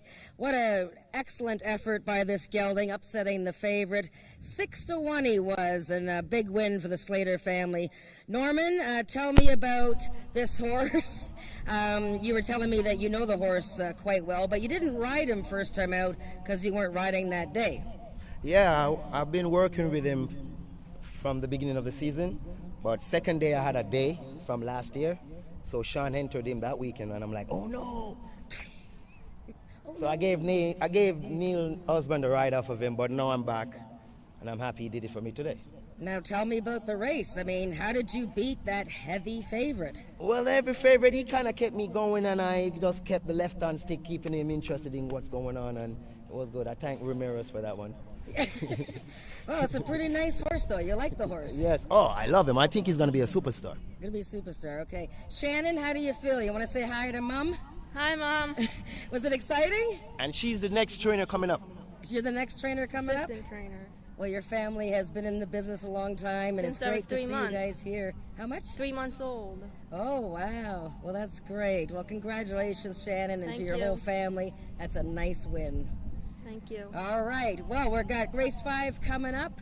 We've had some exciting races, and now the fields are starting to get bigger. And don't forget, the late pick 4 is coming up, too.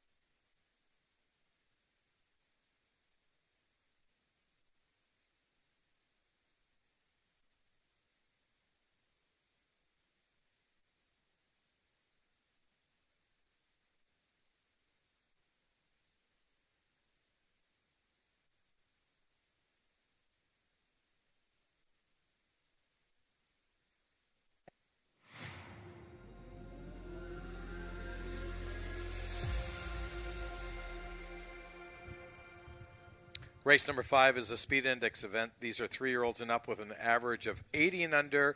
5-horse field, and the favorite is the horse with the greatest name in the race. Get on the bus, Gus. That's your pick, isn't it, Nick? It is. I'm surprised. The barn has 2 horses in the race.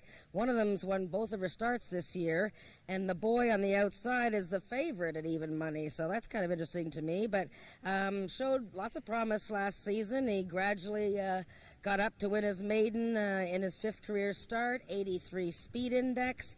Thought it was a pretty good race too, even though it was like a tailwind behind him that day. But outside post is nice, but I still think between Virtuosi and the 3-horse Hanover Hill Chelsea, he's going to have his hands full with the girls here. Well, he's the only horse that's never is eligible for non-winners at 2 life. So if they can put him in a race like this, I can bet him. Well, okay, yeah, he's looking pretty good, too. They need a couple people to put the saddle on him. I thought Hanover Hill Chelsea making a good appearance. You know, she won her first start of the season, picking up from a great year last year as a 3-year-old when she was a stakes winner. Not as great last time, but her start from the gate was a little bit slower than some of the others, so I'm going to give her another chance here. And looking very sharp in the walking ring here is the 2 SR Blue Hawk, who seems to be looking pretty smart because he just come off a win last time and beat a horse by the name of EC Jet's favorite, who has since come back to win. I just want to thank our camera crew upstairs because I was playing on my phone while I was on the air here, and they took my picture away, which is really a good thing. I was just looking to see if I can find some facts in this race to help our bettors out there because, yeah, I did pick the 5, but even money's not a price that gives me any interest. So I've got to find something else. And the 3 horses, 3-2, maybe you're right, Jennifer. What do you mean maybe I'm right? Again, maybe Virtuosi at 5-1 is awfully enticing. She's looking to make it 3 races in a row. And I'll tell you this, Rachel Isaacs, she's been riding great this year. I'm so impressed. Well, this year, this is her first year, but I'm so impressed with Rachel. She's just doing a great job. Well, I mean, look at how many times she's been in the top 3. I mean, if she's not winning, her horses are right there. Right. And, if you're on track here, you have to get up close because Rachel Isaacs, in lieu of using the whip every now and then, which you can only hit underhanded anyways, she yells at her horses, and you can hear it from, another town. So get right up close here and listen to Rachel get her horses home. You have to like Virtuosi. I mean, the 2 wins both came into strong headwinds. Can the roll keep going? Why not? I think the girls have this race locked up. Well, you know what? Maybe I'm going to talk to Rachel, and maybe we're going to see if we can get one of those head cams and the mic put on her during a race. I think that'd be awesome, wouldn't it? If we could watch the race and hear her yell at the horse, that would be great. Anyways, there's 7 minutes to post. Horses will be on the track shortly for race number 5. Both Jen and I will be with you for the run-up into this race.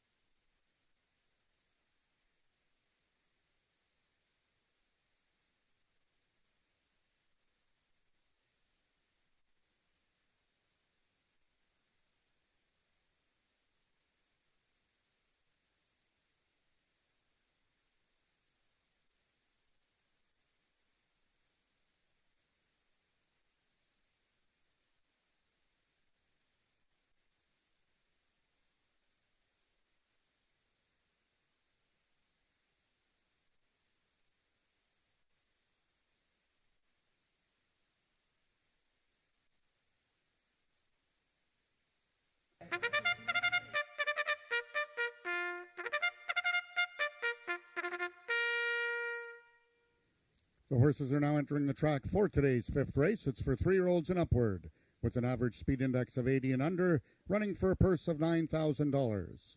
Number 1, Shake Some Sugar, owned by Christine Tavares and ridden today by jockey Brian Bell.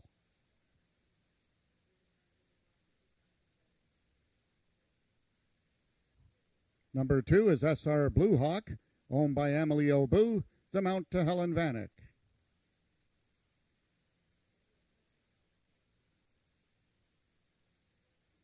Number 3 is the Peacock Cattle Company's Hanover Hill Chelsea, Eddie Walton aboard.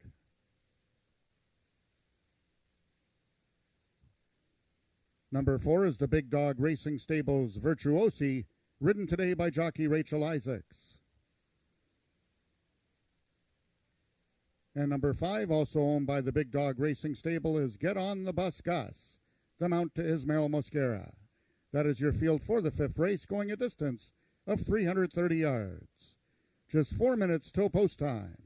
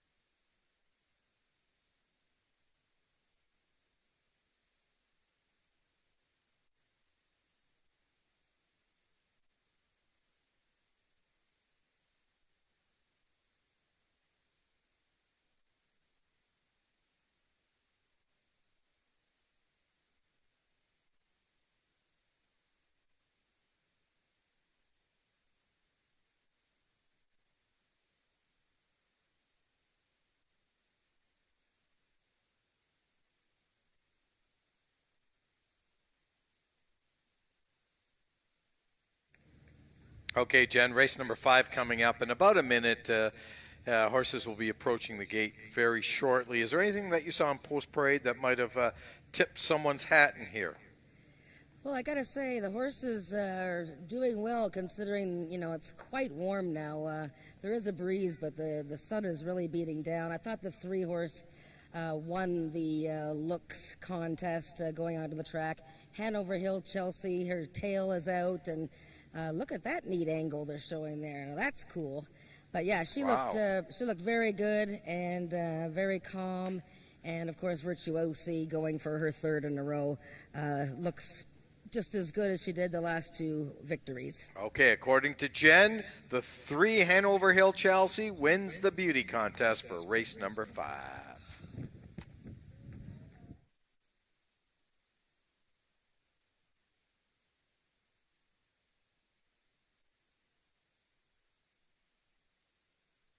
All the horses are now approaching the starting gates. Just 1 minute till post time. They'll be loading shortly.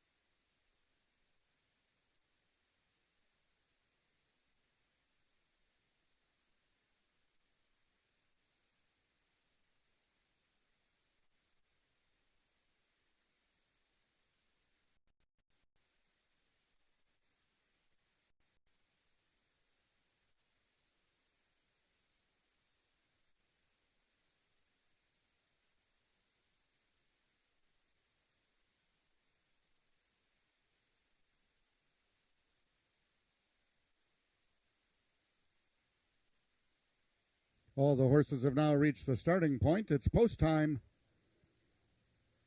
Number 1, Shake Some Sugar, the first one in, trying to give jockey Brian Bell his second win of the afternoon. Number 2 is SR Blue Hawk, the lone 3-year-old in the field, trying to run his undefeated streak to 2. 3 is Hanover Hill Chelsea, trying to give Eddie Walton his first picture of the season. Number 4, Virtuosi, 1 of 2 in this field for Carol McIntyre, and trying to remain undefeated in 2021. Last one to load will be the other Big Dog Racing Stables number 5, Get on the Bus Gus, trying to give Mosquera his second winner on the card. They're at the post. And they're off. Towards the inside is Shake Some Sugar. Away second is SR Blue Hawk in the middle. Hanover Hill Chelsea. Virtuosi Get on the Bus Gus. And it's Shake Some Sugar, the one to call her. Coming through in the center is Hanover Hill Chelsea. And Eddie Walton trying to get him home. Hanover Hill Chelsea wins it. It's tight for place between SR Blue Hawk and Virtuosi.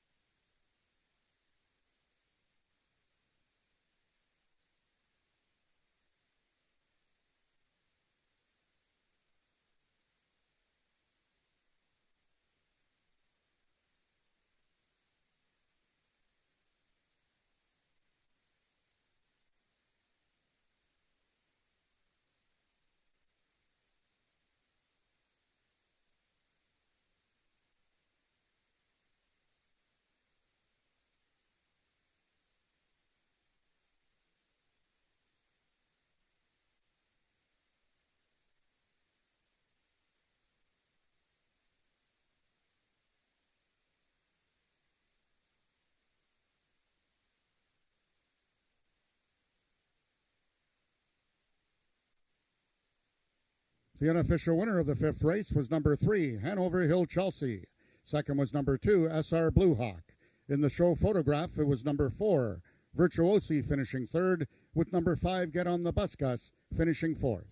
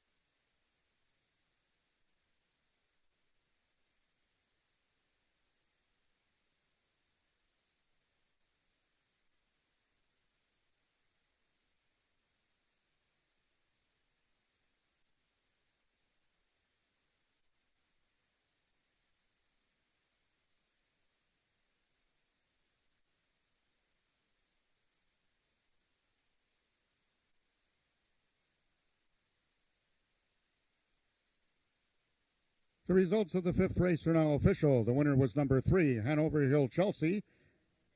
4-year-old mare, Chestnut Mare by Makeout Artist out of Secret Sugar Woman by Sugarman Perry. Both bred and owned by the Peacock Cattle Company, Hanover Hill Chelsea is trained by Rick Kennedy and ridden to victory by jockey Ed Walton. Hanover Hill Chelsea winning the distance with a time of 17.072 seconds, carrying a speed index of 90. Rechecking from top to bottom, order of finish in your program should read 52134. Those are the total results of the fifth race. In this upcoming sixth race, the following overweights: number 3, This Chick Rules, 2 pounds over. Number 4, JM Southern Express, 5 pounds over. And both number 5, Miss Orient Express, and number 6, Eagle River Cowboy, 1 pound over. Note that number 6, Eagle River Cowboy, will be running with first-time Lasix. And running with the flipping halter on, number 5, Miss Orient Express.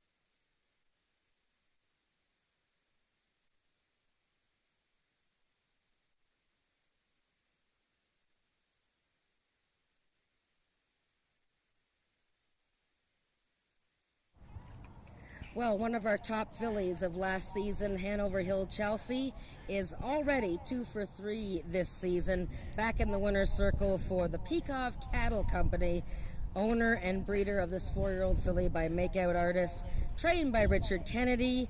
And welcome to the winner's circle, Eddie Walton, our leading rider last year. And I don't know if anybody got a chance to congratulate Eddie for his spectacular season in 2020. The best of, I think, your entire career last year. I mean, it was just an amazing year, wasn't it? Yeah, from start to finish, it was a great year. And so this year, you know, you've only ridden a handful of horses. You had a couple of days off, and you were just telling me that you also had an unfortunate accident caused by one Hanover Hill Chelsea. What did she do? Yeah, she kind of reared up and took a bunch of my teeth out. Not really fair to her. It was nothing to do with her. It was just a freak accident. So she's got to win about 3 more races to pay for them. Well, I was telling him that she won 4 last year, including a stakes race, and the two of you just really get along well together, don't you? Yeah, I really like her. You know, last time she ran, she got away real slow when I had a ton of run, but there really wasn't nowhere to run to, so I took a hold of her and, you know, wait and come back this week because she was going to finish where she finished, and like I said, there was no hole, but I had all kinds of run last time, so I thought we were pretty confident she got away half decent today. She'd be good. That's great. Yeah. Well, congratulations, Ed, and hopefully you get the roll going now and you start challenging for the lead again. Okay, thank you very much. All right. Congratulations to Peacock Cattle Company for Hanover Hill Chelsea and Rick Kennedy. And we have race 6. The second pick 4 is coming up.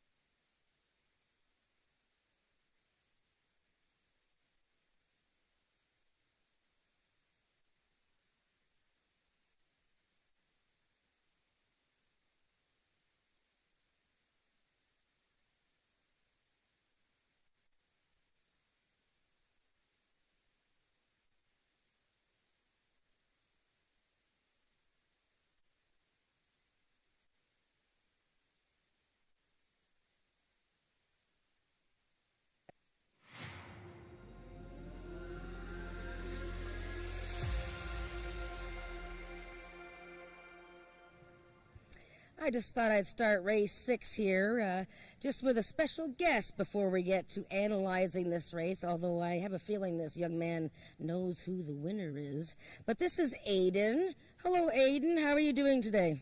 Good. And what brings you out to Ajax today? Who are you here with? My mom and my brother. Okay, and have you guys been here before? I think once. Oh, you've been here once? Now, do you guys like the horses? Yeah. Okay, and do you pick a lot of winners? Not that many times. Okay, so you're just like me then. Oh, well, now, do you guys have a horse that you like in this race? Yes, Whiskey James. Whiskey James. Oh, you know the name of the horse. That's a good pick. Now, do you have a reason why you like Whiskey James? Not really. Okay, because I was scared you were going to say that you like whiskey. You don't like whiskey, do you? I don't know what that is. Okay, good. Well, then you don't want to know what that is. Well, it's very nice to meet you, Aiden, and it's nice that you joined me on TV today, and I hope that you get to watch it on Facebook. The whole show will be on Facebook later. Maybe your mom will show you. Okay. All right. Well, I hope you come and visit next time, too, and good luck. Yeah, you want to say hi to anybody? Hello, Aiden, in the future. Oh, Aiden in the future. Okay. All right. Well, thank you very much, Aiden. We're going to bring on Nick now. You can go and join your family again. Good luck with your picks. And here we are, Nick. Okay, yeah, sure. You're coming to me because you know what I know. I know what whiskey's all about because I shoot whiskey every night. So good interview. You know, we'd love to see the young people. We got to get them hooked on gambling and drinking. That's the thing. Start them when they're real young, Jennifer, and then we can just hope that this industry lasts for a long time. Well, it's fun to watch the young people, and, they just enjoy the horses. And, first they start with getting to know the ponies here, they're all retired racehorses. And then they start looking at the horses in the walking ring and picking their winners. And, it's kids like him that have already picked more winners than me today. Okay, I'm on his bandwagon because I picked Whiskey James as well. So good luck in race number 2. We'll see you shortly. Thank you.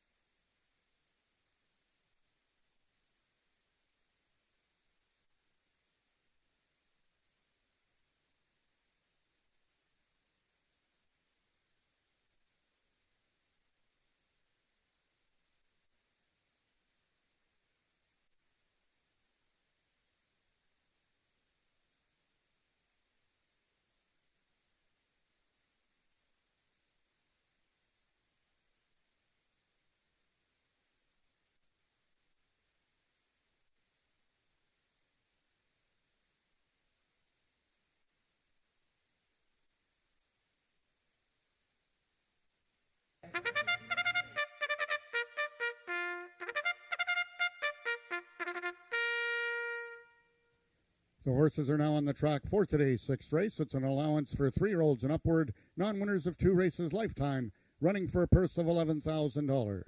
Number 1, KK Blue Cartel, owned by the partnership of Craig Spada and Doug Hart, and ridden by Helen Vanek.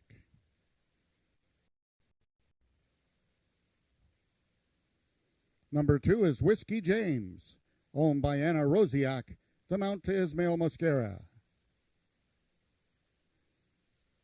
Number 3 is This Chick Rules, owned by Lisa Calvota, Rachel Isaacson the irons. Number 4 is the GFR Equine Services JM Southern Express, ridden today by jockey Ed Walton. 5 is Miss Orient Express, owned by the partnership of Marie Broadstock and Josie Pema, and ridden by jockey Ramiro Sanchez Castillo. And number 6 is John Wilson's Eagle River Cowboy, the mount to Josh Scott. That is your field for the 6th race, going a distance of 300 yards. 4 minutes till post time.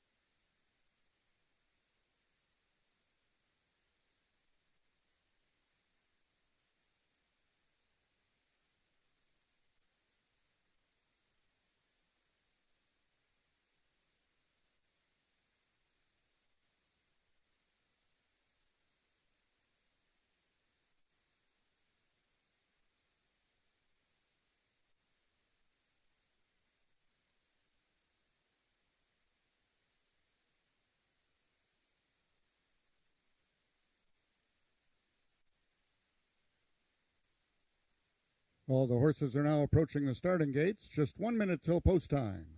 They'll be loading shortly.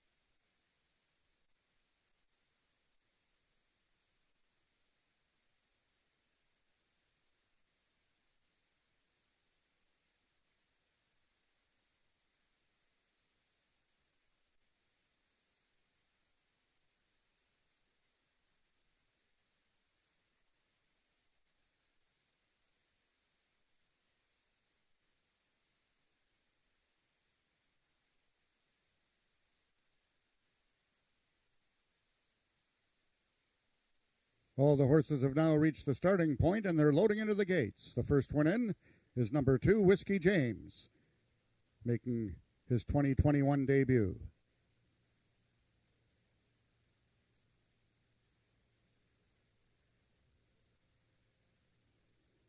Number 1, KK Blue Cartel, the even money choice on the board, trying to run his unbeaten streak to 2.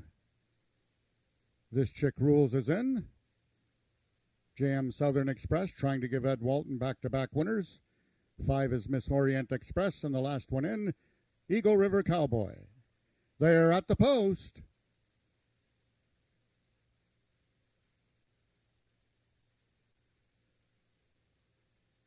And they're off.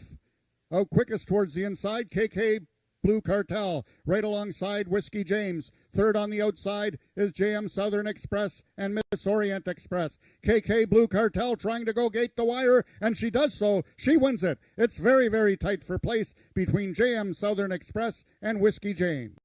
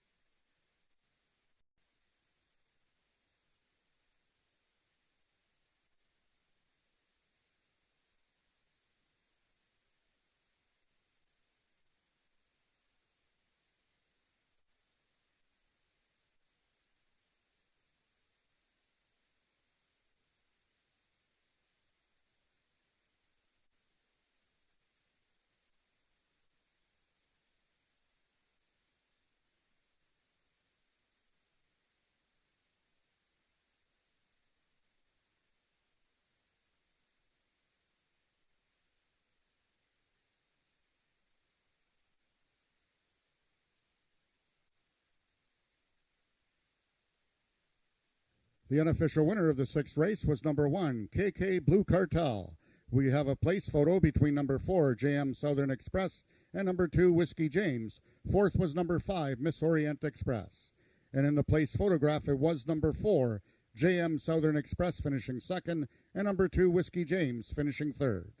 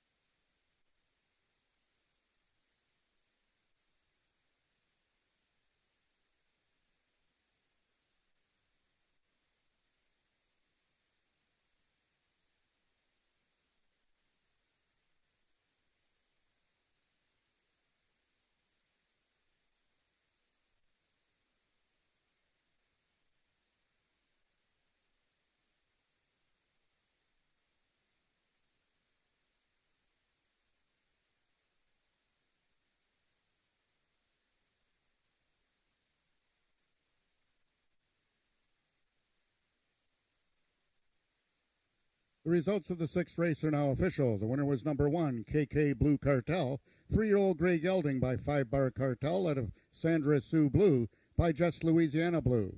Foaled in Louisiana by KK Horse Racing, KK Blue Cartel is owned by the partnership of Craig Spada and Doug Hart, trained by Craig Spada, and ridden to victory by jockey Helen Vanek. KK Blue Cartel winning the distance with a time of 15.585 seconds, carrying a speed index of 88. Rechecking from top to bottom, order of finish in your program should read 136-245. Those are the total results of the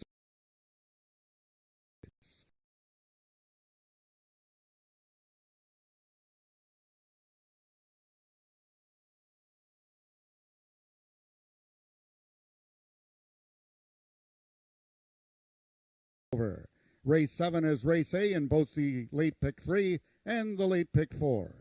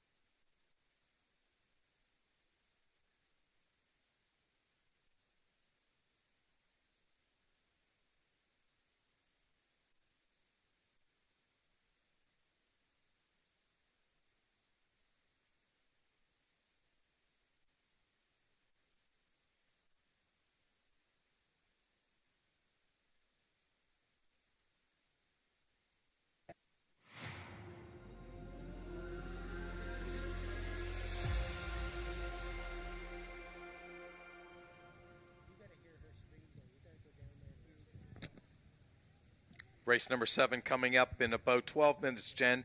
This is the start of the late pick 4 and late pick 3, so you can start with both wagers in this race. Speed index race, 3-year-olds and up, 90 and under the number, and we've got a big favorite in here with America's Rocket Man. Yeah, and he's taking a substantial step up in class, Nick, as a winner of just 2 races lifetime, winning that condition in his season debut. And if you got a chance to see it, it was pretty impressive. And look at him. He is a real scooty horse. He just goes really fast. Got a bit of a sway back. You can see his back goes down into a dip a little bit, and it's got a funny way of running, but boy, he does everything right once he gets going.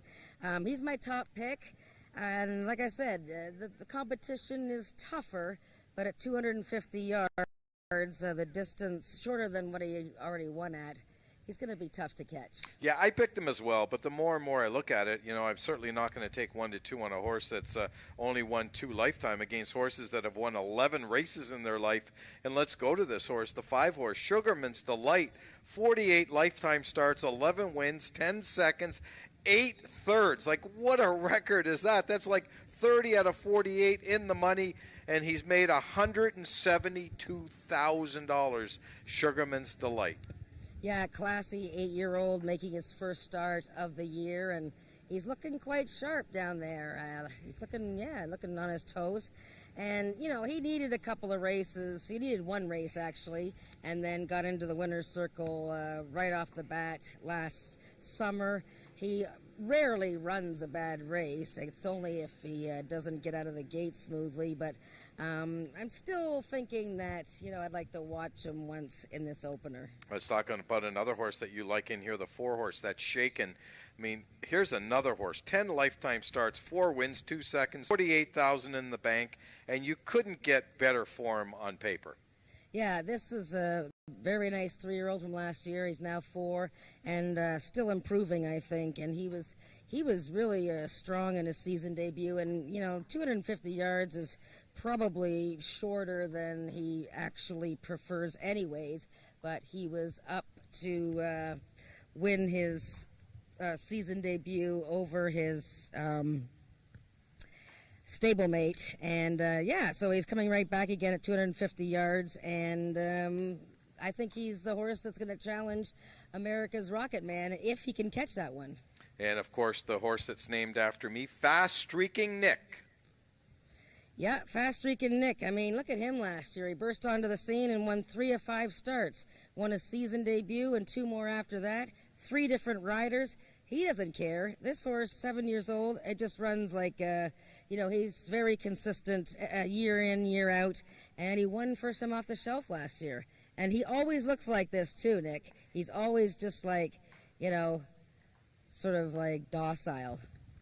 And of course, the horse named after someone I know, I won't mention who it is, Ice Witch. Yes, Ice Switch from the... Yeah, Ice Switch won his first start of last year as well. And from the same barn as Night Fishin', who she won her season debut last year. So Ice Switch making his first start from the inside, and he's had a bullet workout. Nothing wrong with the rail today. 8 minutes to race number 7, the start of our late pick 4 and late pick 3. You got a double whammy on your betting, and race number 7 coming up to you soon.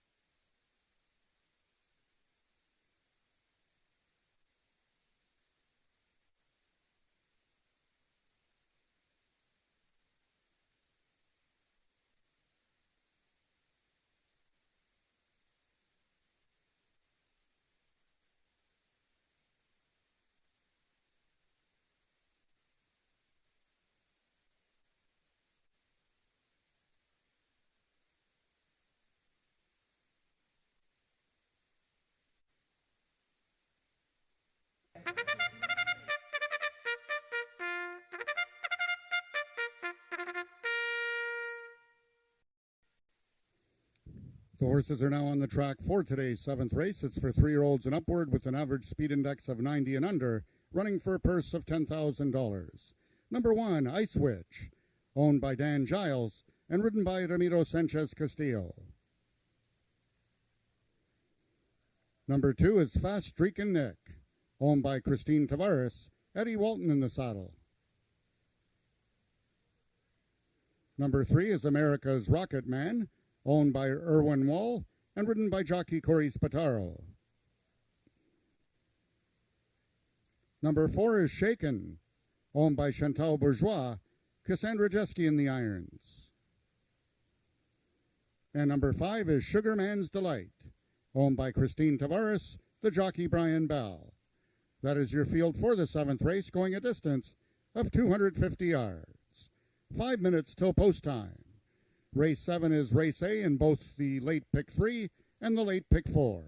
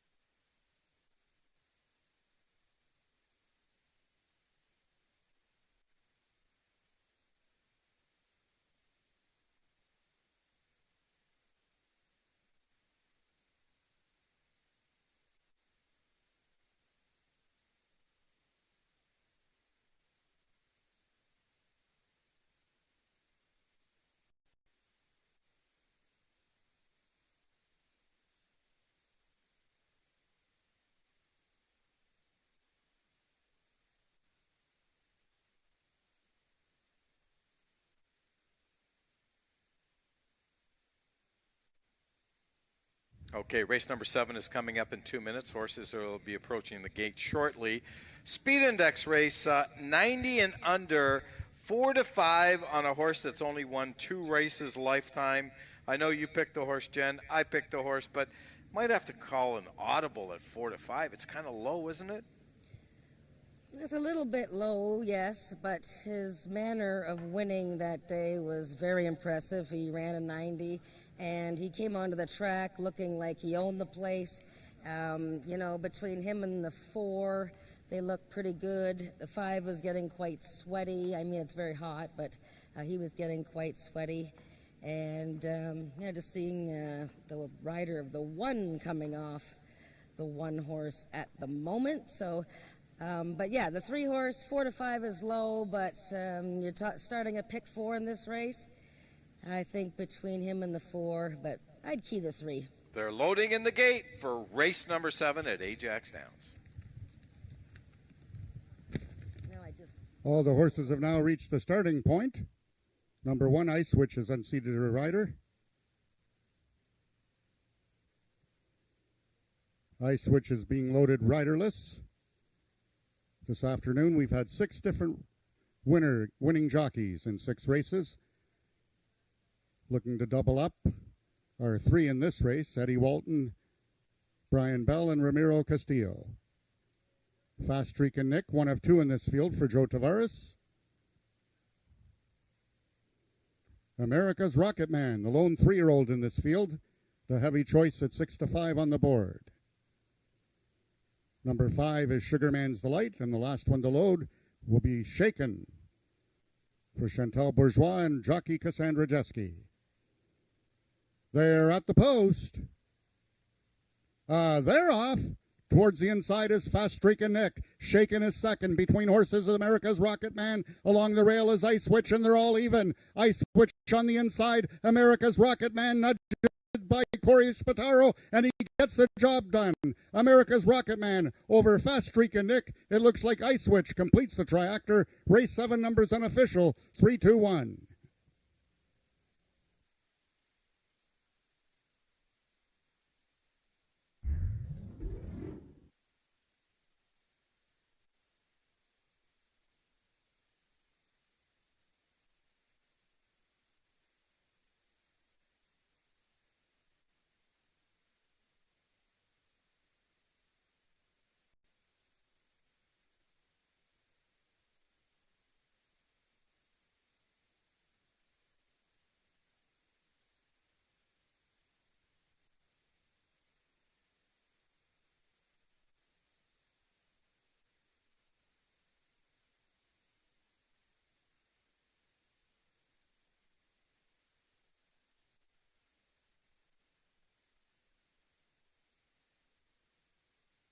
The unofficial winner of the 7th race was number 3, America's Rocket Man.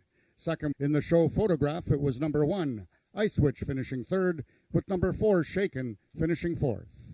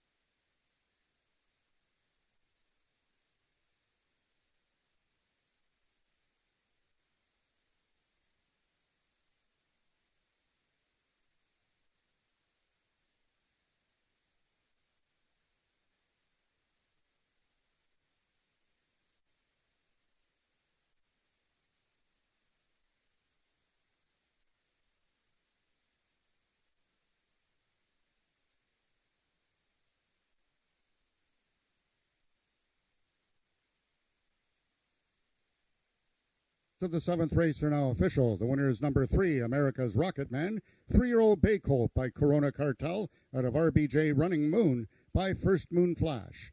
Foaled in Texas by Irwin Wall, also owned by Irwin Wall. Trained by Craig Spada, that's back-to-back winners for Craig Spada. And ridden to victory by jockey Corey Spataro, making that 7 different riders winning this afternoon. America's Rocket Man winning the distance with a time of 13.342 seconds, carrying a speed index of 92. Rechecking from top to bottom, order of finish in your program should read 32145. Those are the total results of the 7th race. In this upcoming 8th race, we have a vet scratch in your program. Scratch the number 4 horse, Hanover Hill Teresa. And the following overweights, number 2, Magic Down There, 1 pound over, and number 3, Memory of Griffin, 2 pounds over. Also note there will be no superfecta wagering available due to the scratch of number 4, Hanover Hill Teresa. Win, play, show, exactor, and triactor wagering only.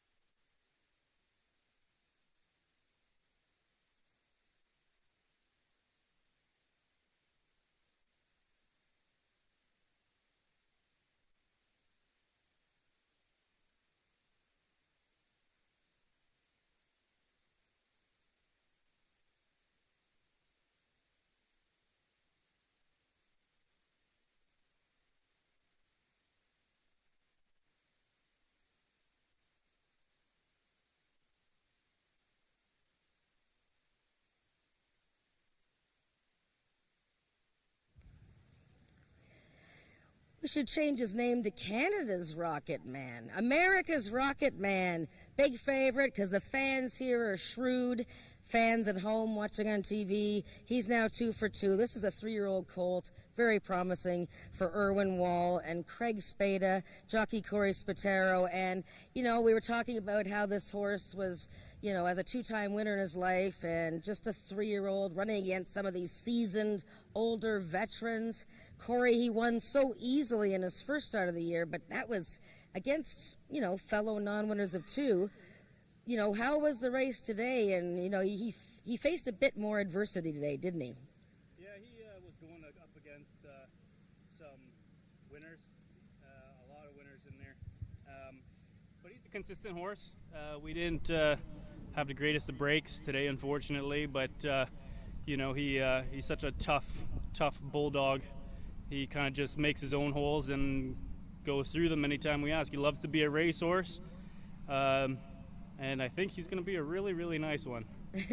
Well, yeah, and you know what always makes me laugh about him is that Craig told me last year that he's a colt, so he's not even a gelding. He's, you know, really competitive, and yet around the barn, he's like a puppy dog. Yeah, he is probably the most gentleman type of horse you can come across. You could put anyone on him, and he'll take care of you just the same as he takes care of anybody. He's just he's just a great-natured animal all around, and he's a pleasure to work with. Well, thank you, Corey. Congratulations to you and Craig, and good luck in the big race today. And we have race number 8 coming up, the late pick 3, which has the Princess Derby right in the middle.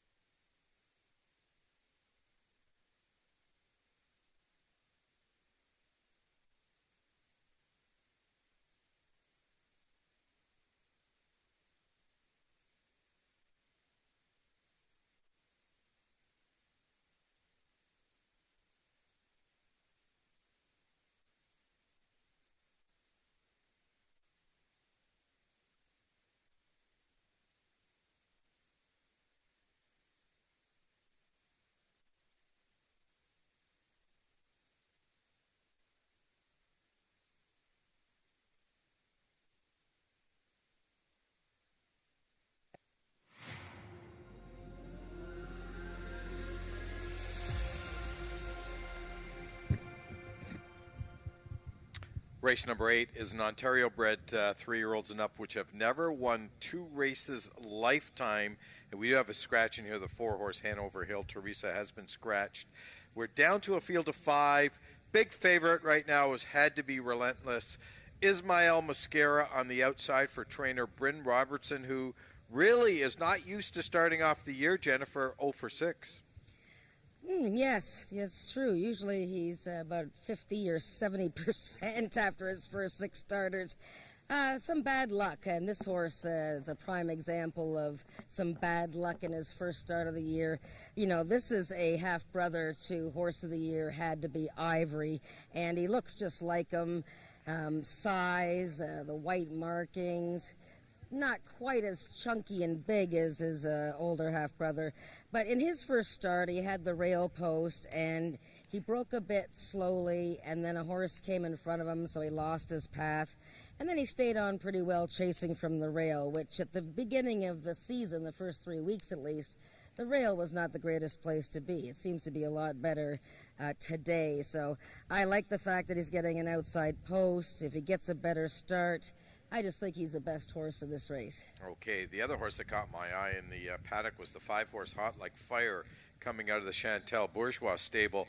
This is a horse that probably needed a little bit more room last time, gets another 50 yards today, and probably needed the race. I don't think Chantal's the type of trainer that really gets them all cranked out first time out. So second time out, this horse should be better today. No, definitely, and we have been talking before that race. I think I had picked him second or third, and she said, yeah, he likes more distance, and he really closed well, though, and the filly that won was quite spot on and well prepared for that speed try. So, yeah, I'm looking for a good rally here, Hot Like Fire. I think the 2 H horses on the outside here might have a good battle down the stretch. Yeah, speaking of more distance, the last horse I had running at Woodbine, I said to my trainer, I said, I think we need to go farther. He said, yeah, absolutely. Fort Erie would be the right place. So I always forget, I always remember that when they need more room. 3-horse, Memory of Griffith is another horse in here that has had 1 start this year, makes his 2nd start for Eric Lettinen, who is a very, very good trainer. Yeah, they're off to a good start in the Lettinens, and this fellow's a bit of a handful sometimes. Reared up at the start of his season debut, still finished 3rd, and look who he finished 3rd to. The runaway winner that day, America's Rocket Man, who has come back to win today. You watch Memory of Griffin in the walking ring here, and he's a bit of a handful. He's got his mind on things to do, but he showed a lot of promise last year. A decent 5th in the Alex Peekov Futurity, and Rachel Isaacs riding for the Lettinens has been a good combination so far. And one of your favorite trainers, Carol McIntyre, sends out Tell Her a Secret. Tell Her a Secret, yeah, and this one was ridden by Rachel, and that was her first ever ride. No whip that day, and the horse lunged at the start. So with Rachel taking Memory of Griffin in this race, Helen Vanek's going to try Tell Her a Secret from the rail. Post position that this filly's had quite a few times since 2019, and she did win her maiden from the rail post. Okay, and the last horse, of course, is Magic down there. Josh Scott, Scott Reed, they teamed up last week to win the finale, the stake race that we had last week. Yeah, and Josh also riding at Woodbine, finished 2nd on a huge long shot on the weekend. You know, this filly's worst problem is coming out of the gate, and you look at her comments there, poor start again in her season debut, and she finished pretty well.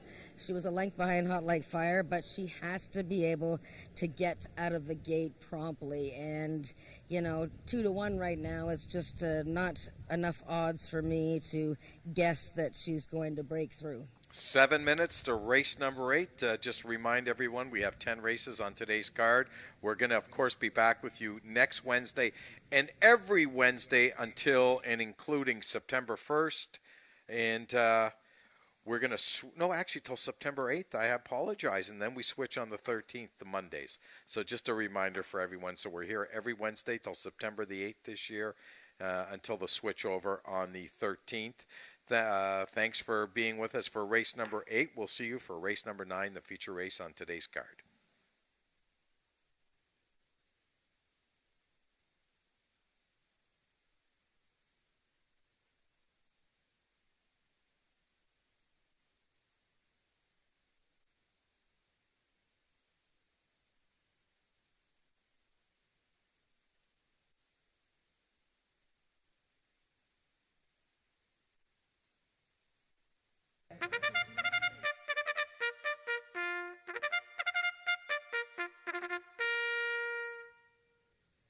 The horses are now entering the track for today's 8th race. It's an allowance for Ontario-bred 3-year-olds and upward, non-winners of 2 races lifetime, running for a purse of $13,000.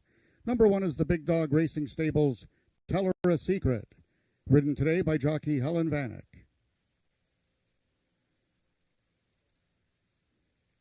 Number 2 is Magic Down There, owned by John Wilson and ridden by jockey Josh Scott. Number 3 is Memory of Griffin, owned by the partnership of Eric and Joyce Lettman, Rachel Isaacs aboard. Number 4, Hanover Hill Teresa is a vet scratch.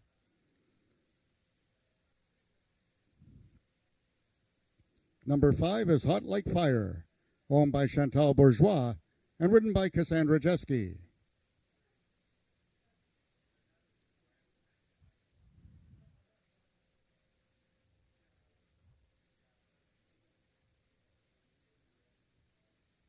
And number 6 is Had to Be Relentless, owned by the partnership of Carol and Jamie Robertson, Ismail Mosquera in the saddle. That is your field for the 8th race, going a distance of 300 yards. 5 minutes till post time. No superfecta wagering available in race 8, just win, place, show, exactor, and triactor wagering.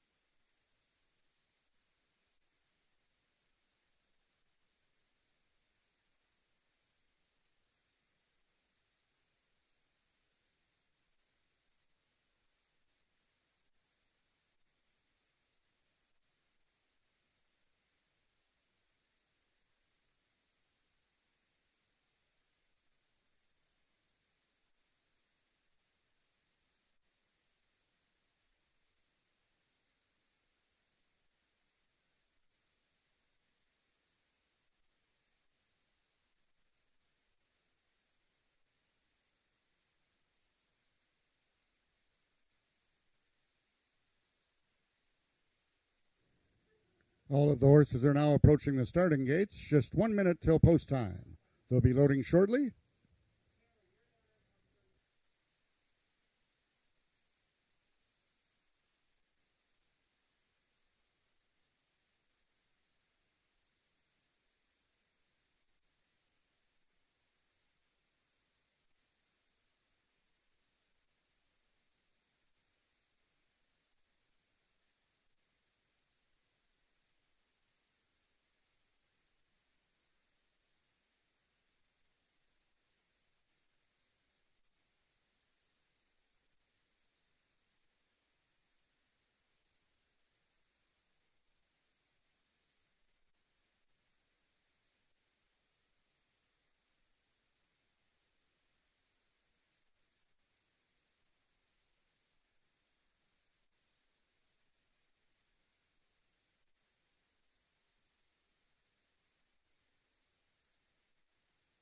All the horses have now reached the starting point and they're loading into the gates.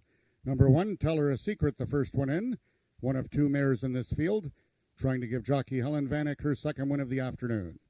The other mare right alongside, that's number 2, Magic down there.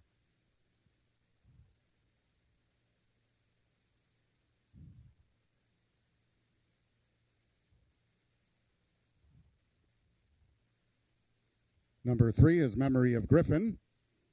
2 left to load. They are number 5, Hot Like Fire, and number 6, Had to Be Relentless, trying to give trainer Bryn Robertson his first win at the meet, and jockey Ismail Mosquera's second winner on the card. Hot Like Fire goes in.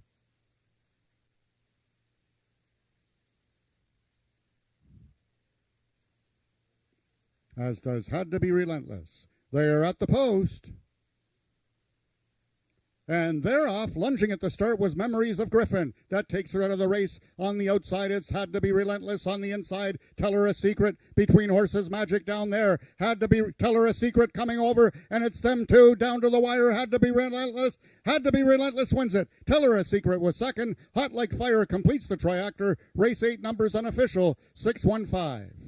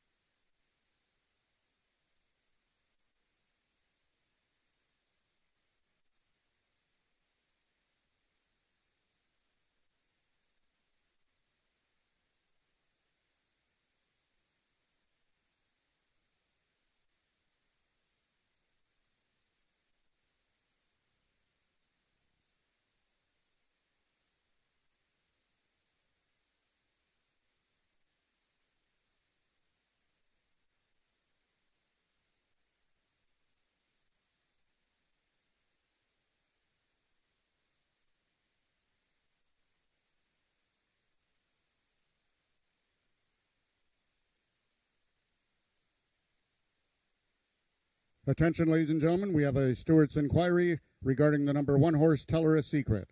Hold all tickets, please. The race is under review by the stewards.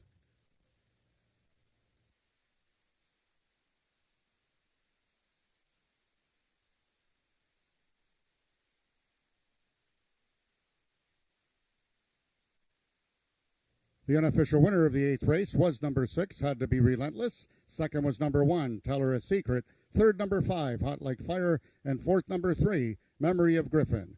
Once again, a Stewart's inquiry on the number 1, Tell Her a Secret. Hold all tickets, please, until the 8th race has been posted official.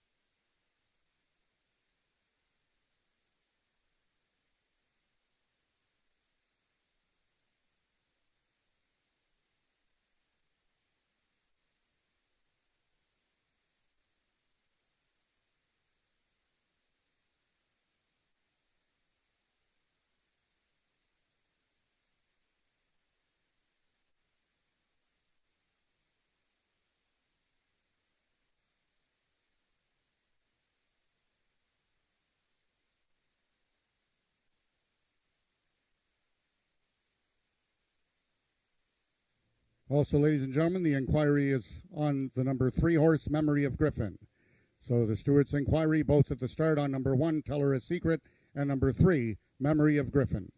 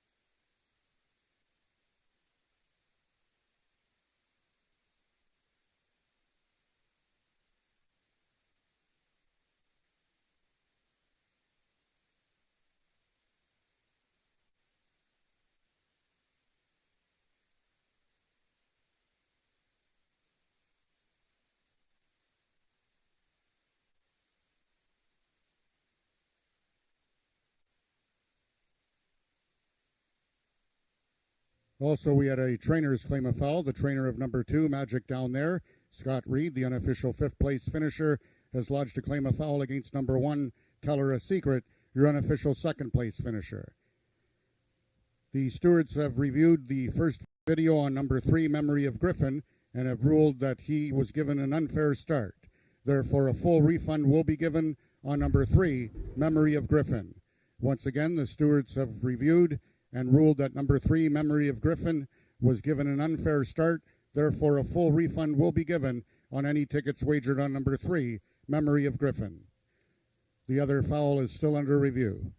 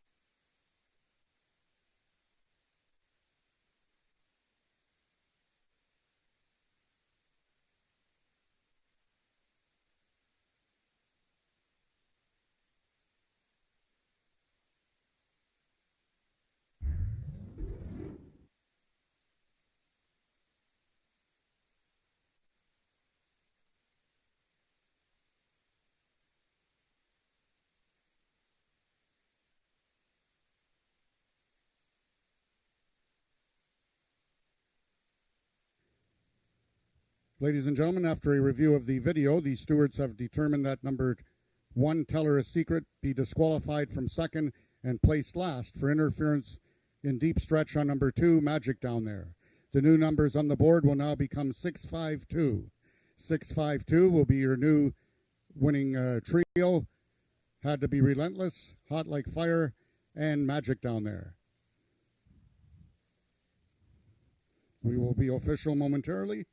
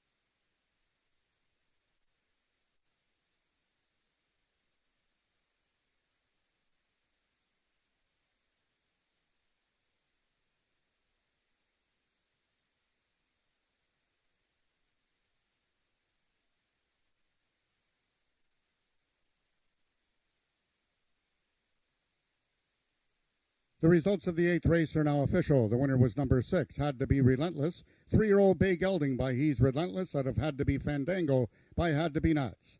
Bred in Ontario by the partnership of Carol and Jamie Robertson and trained by Brim Robertson.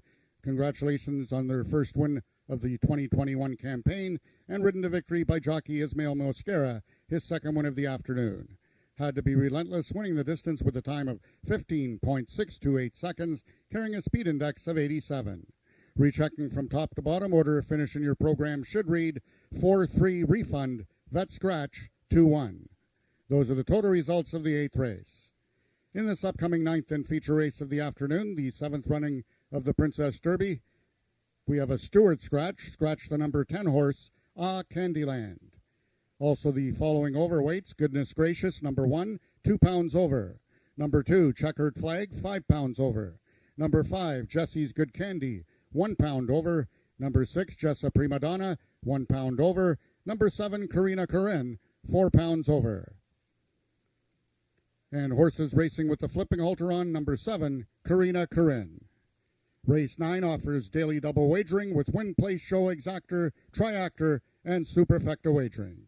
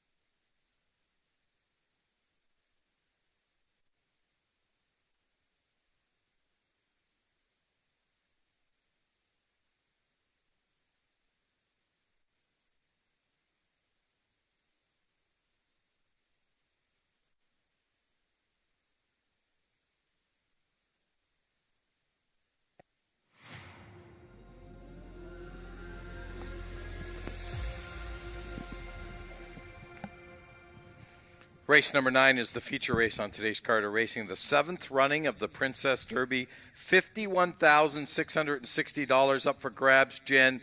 This is it, the feature race. And right now, Ice Cream Cartel is the favorite at even money. Yes, so she's one of our 2 trial winners that won races coming into this event. The top 10 qualifiers for this race. We had the bottom horses scratched, of course. Ice Cream Cartel, though, ran much faster in her trial than the other trial winner, who was number 6, Just a Prima Donna. So was it a case of the wind being stronger, perhaps, for her race than it was for the other race?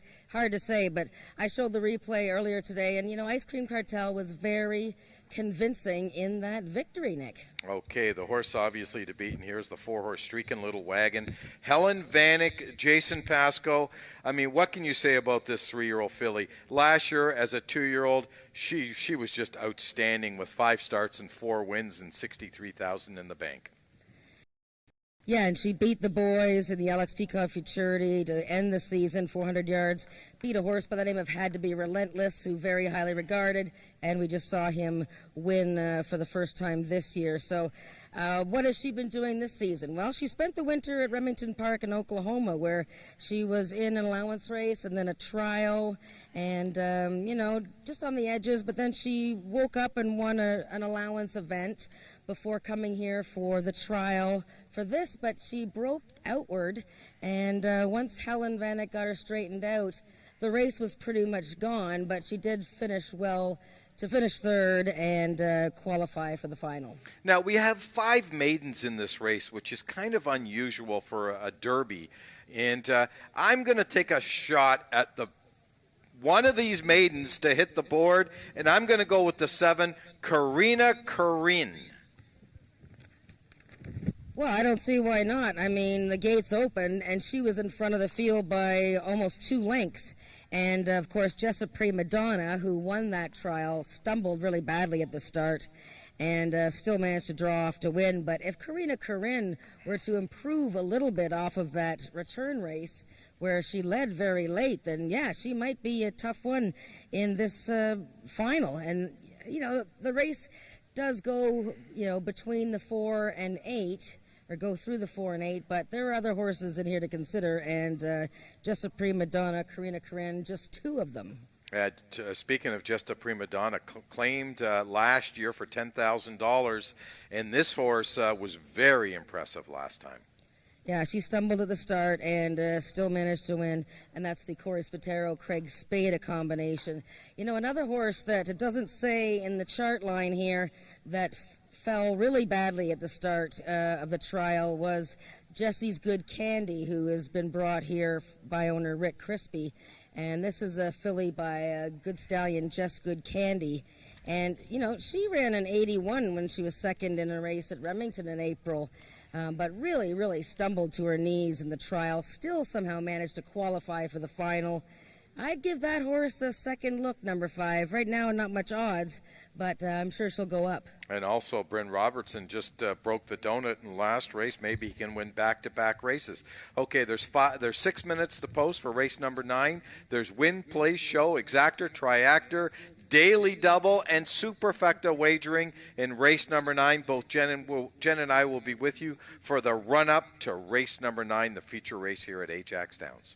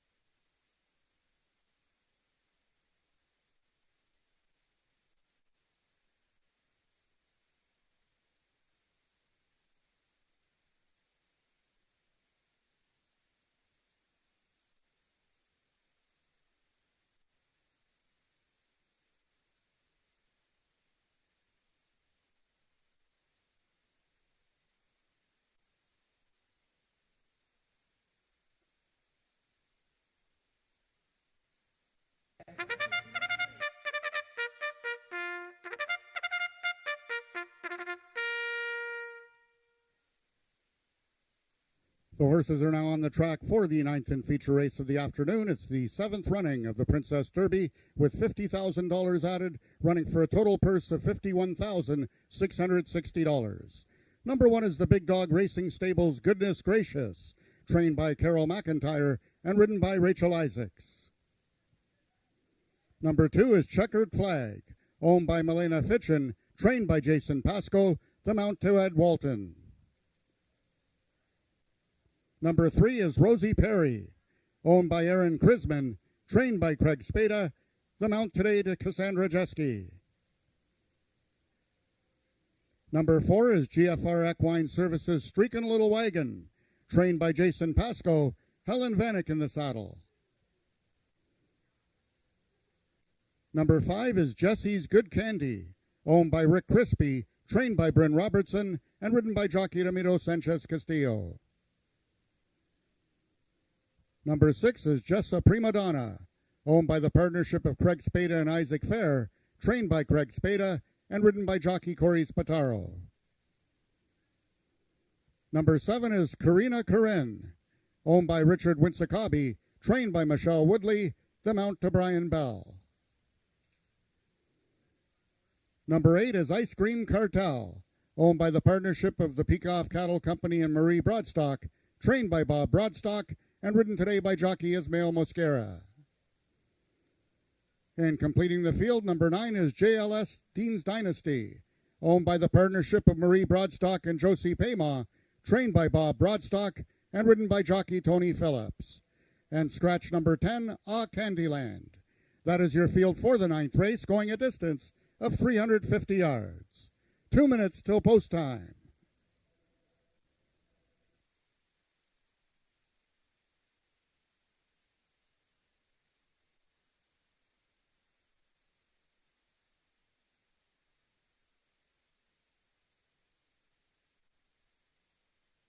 Ladies and gentlemen, there will be a slight delay before the start of this 9th and feature race of the afternoon. Broken equipment on number 6, Jessa Prima Donna. So we will have a slight delay before they resolve the equipment on number 6, Jessa Prima Donna. Mutual still open for wagering.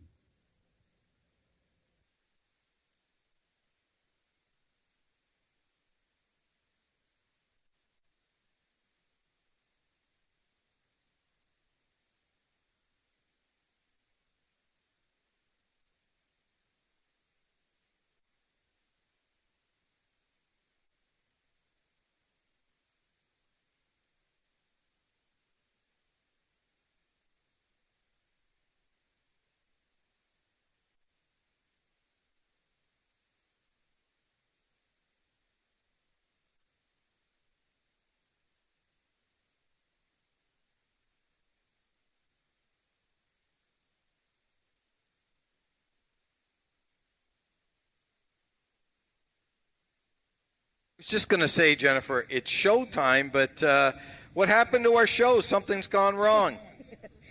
There's an equipment adjustment on the number 6 horse, Jessa Prima Donna, so I'm not sure what is happening over there, but yeah, so the horses are going to get a little bit of an extra, little bit of warm-up, and hopefully we'll get the show on the road soon, but I tell you, Ice Cream Cartel had the look of eagles on her. She was very focused and very calm, just walking with purpose. Okay, well, I'm going to let out a little secret here. I saw one of the owners of this horse, Marie Broadstock, in the stands today, so this horse must be super live, and I know the Peacock Cattle Company is watching intently from the store here, so Ice Cream Cartel would be a really, really nice gift to those owners. Now, I'm not really sure what's going to happen with Jessa Prima Donna, because they did take the saddle off, did they not?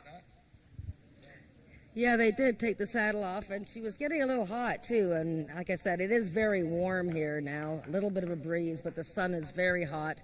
Other horses that looked good was the one horse, Goodness Gracious, who ran second in a trial and surprised that day. The inside's been pretty all right so far, so she's an interesting one. 5-1's a little bit low for me. I think the odds on the 7, Karina Corinne, are pretty generous, and she made a good appearance. And who are we looking at there? That's the 9, J.L. Dean's Dynasty. So here we go with Just a Prima Donna. And we're just going to see, I guess they're making some sort of adjustment, putting the saddle back on.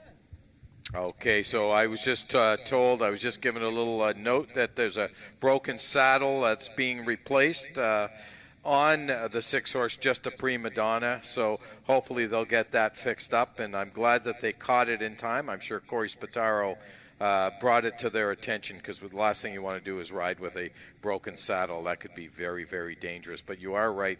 She is wound up, this 3-year-old filly. She's a little washy on the side, so that can't be a great sign, but who knows. There are, probably another couple of minutes to post time, so you still have time for win, play, show, exactor, triactor, and late daily double wagering in this race.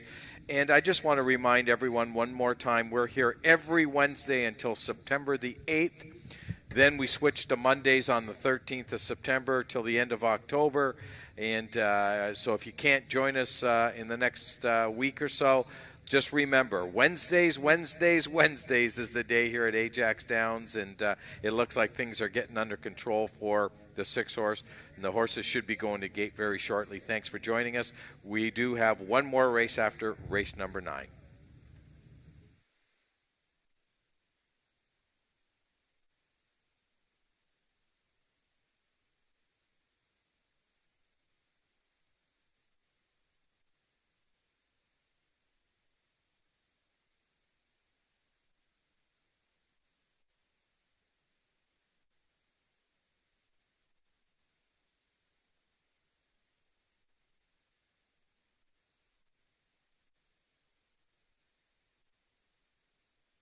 The equipment has been adjusted for number 6, Just a Prima Donna. Jockey Corey Spataro climbs aboard and will be parading onto the track momentarily. Just a Prima Donna, one of the trial winners 2 weeks ago. The other was number 8, Ice Cream Cartel.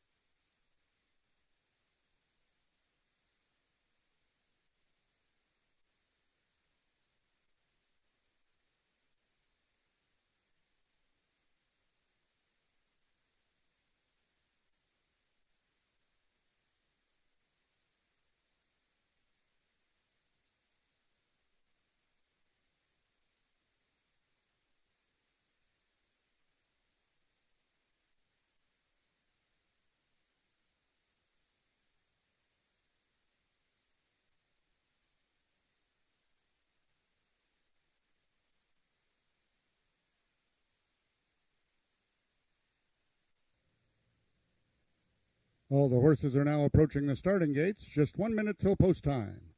They'll be loading shortly.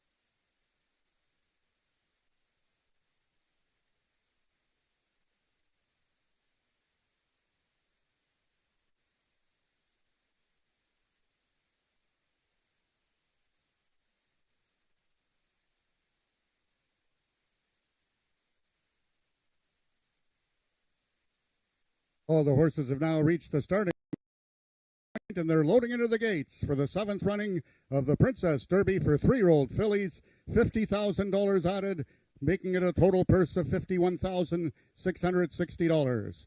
Number 1, Goodness Gracious, is in, and number 6, Jessa Prima Donna. Number 2, Checkered Flag, one of 2 in this field for Jason Pasco, looking for his 3rd win of the afternoon. Number 7 is Karina Corinne. Number 3, Rosie Perry, one of 2 in the field for Craig Spada, also looking for his 3rd win of the afternoon. Number 4 is GFR Equine Services, Streakin' Little Wagon, currently the public's choice at 7-5, and the last one in, number 5, Jesse's Good Candy. They're at the post. And they're off in the Princess Derby. Rosie Perry gets out quickly, as does Jessa Prima Donna. Rosie Perry, Jessa Prima Donna, now split by Streakin' Little Wagon and Checkered Flag. It's Streakin' Little Wagon with a slight advantage. Jessa Prima Donna for Spataro, coming on at the wire, those 2. It's Jessa Prima Donna winning the Princess Derby. Second was Streakin' Little Wagon, a show photo between Jesse's Good Candy and Ice Cream Cartel.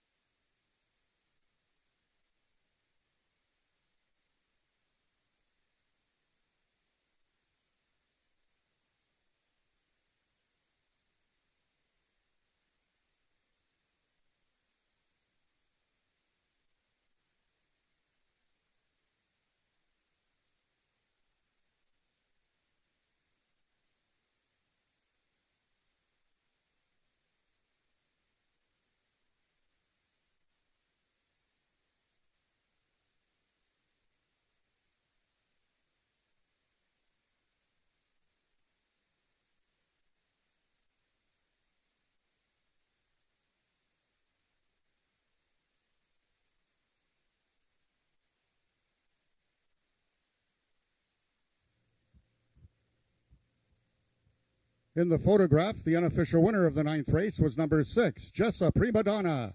Second was number 4, Streakin' Little Wagon. In the show photograph, it was number 5, Jesse's Good Candy, over number 3, Rosie Perry.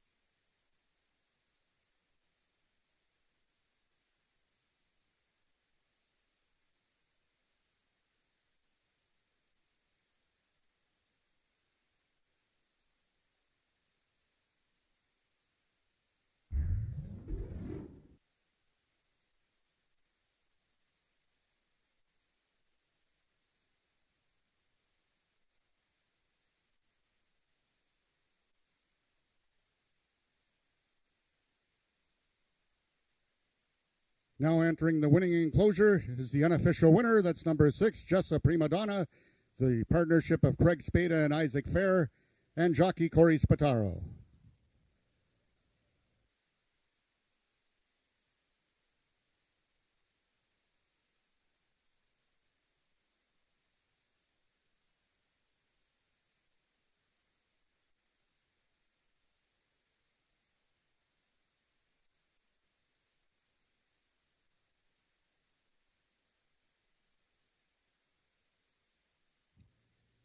Attention, ladies and gentlemen, we have a steward's inquiry in this 9th race.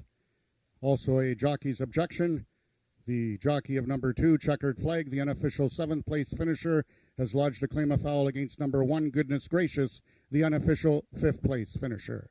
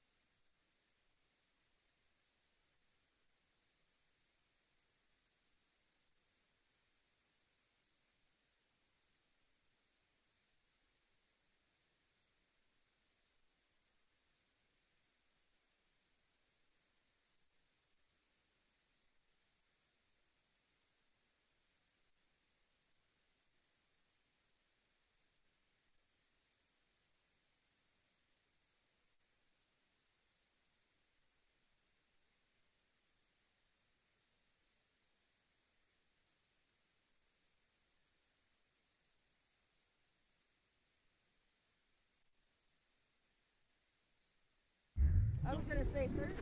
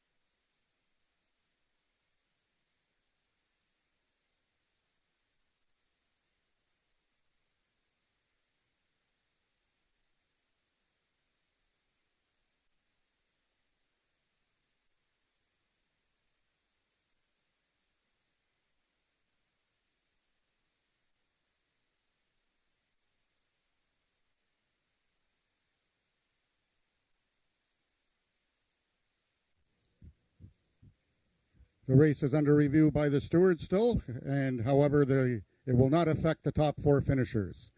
The 4 numbers on the board, 6, 4, 5, 3, will become official.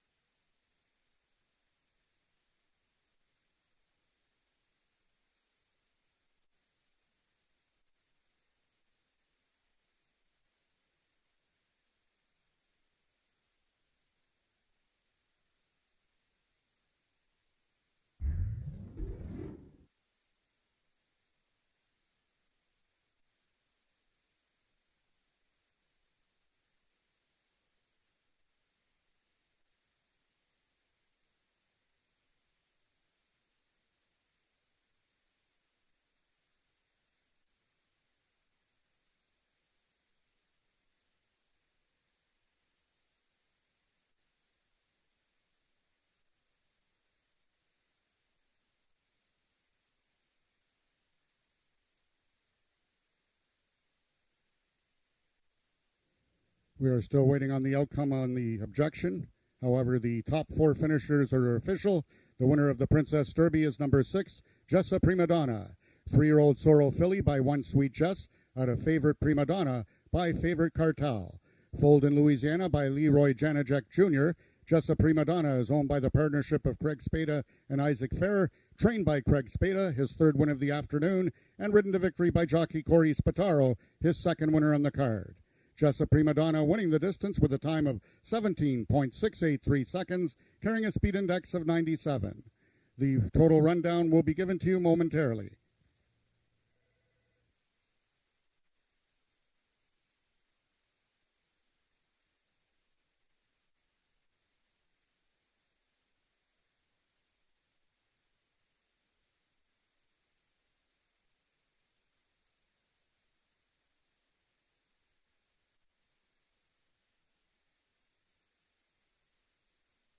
Rechecking from top to bottom, order of finish in your program should now, once this 2-on-1 has been allowed, number 1, Goodness Gracious, has been disqualified from 5th and placed 7th for causing interference right out at the start on number 2, Checkered Flag.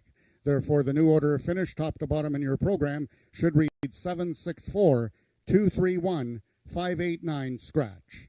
Those are the total results of the 9th race. In this upcoming 10th and final race of the afternoon, we have a couple scratches. Number 2, Heavenly Fighter, a Stewart scratch, and number 5, Chicks Got Me Wonderin', a vet scratch. And the following overweights, both number 1, Kit's a Winner, and number 7, Bewitchin', carry 1 pound over, and number 3, Hanover Hill Justine, 5 pounds over. Horses racing with the flipping halter on in the 10th and final race of the afternoon are number 4, SW Hellcat, number 6, Caraway's Jet Moon, and number 7, Bewitchin'.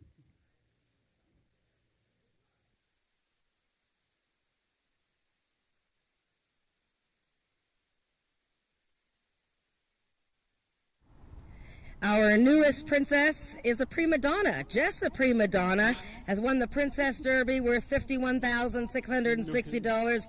Congratulations to owner and trainer Craig Spada and co-owner Isaac Fair out there in Alberta, and jockey Corey Spataro. An exciting addition to the Princess Derby. You know, some horses in the race that didn't have some luck at the start, but Jess, a prima donna, you could have said that about her trial win, where she fell to her knees and got up and won anyways, and boy, she proved the real deal today. Corey, the race started out a bit weird, and I don't mean the actual race. What happened when something broke on your saddle? Yeah, we were just doing post parade, and then my pedal just popped right off the saddle, thinking maybe it just came unbuckled. So Craig ran out there and grabbed it for me, and I was gonna just quickly reattach it, but when I tried to do it, it was actually a little the coupling was totally broken, so I had to run back in and switch saddles, and it's a little nerve-wracking. Yeah, well, that's the thing I was going to ask. It's very warm. She looked like she was getting warm. She wasn't acting up or anything, but, were you nervous that going to the gate after that, you didn't maybe get a good warm-up? I think the last thing she needed was a warm-up. She was really warm. It's very hot today. So we just wanted to keep her comfortable, don't really fuss with her too much. We've already fussed with her enough leading up to the gate. So she knew what she was here for, so we kind of just took her over there, and she settled right down after we kind of got in a good little warm-up there. She's a great-natured horse. And no problem at the gate this time? No, nothing. We broke really, really well. She was a little fussy in there, but she was nice and square. So I knew even if she was a little fussy, she was ready to go. I didn't think she would win it, but she definitely was a contender, and this is just a welcome surprise. Wow, well, it's part of the great team here, and we'll bring in the boss, the big boss. I should start calling you guys like Craig Spadarato, or Corey Spadato. I could just mix them up. Okay, never mind. Craig, congratulations. You're here with your son, Grant, who just turned 14 years old. You guys, wow, this has got to be pretty darn satisfying, picking up this filly for $10,000, and disappointed in her first race, but now she's the princess. Yeah, we had some issues with her in the beginning that we figured out quickly, but she sure ran a good race today, and that's what matters when the money's on the line. It was nice to win that one.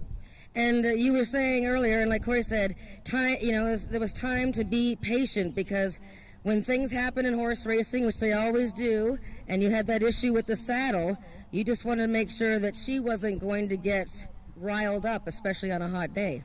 I think maybe some of my hockey refereeing keeps me calm in a lot of things, but I've really been in some pressure situations in that sport, and I've been really blessed with the ability to not get excited in a crunch, and I think that's one of my attributes as a trainer, but that helped me today for sure. And not all, we don't do everything right. We learn every day in this business, and today we learn again, stay calm, and that's what you got to do around horses. And the horses feed off of that, right? Absolutely. I mean, Yeah. well, congratulations to you and Grant and Lauren and Mr. Isaac Fair and Corey Spatero. Great year so far, Craig. I can't wait to see what you guys got in store next. Thank you. Well done. And we got the horses in the paddock for the last race. We'll be right back.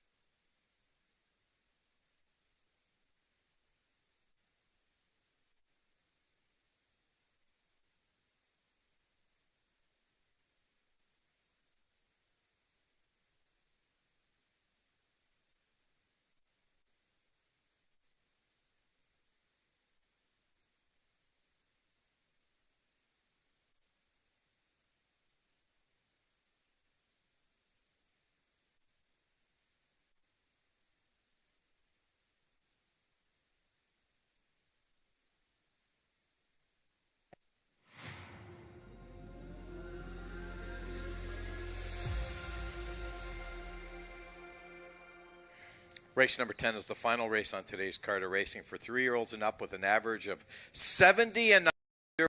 We're down to a field of 6 in here. But I'm going to tell you something, Jen. This is a tough field of 6.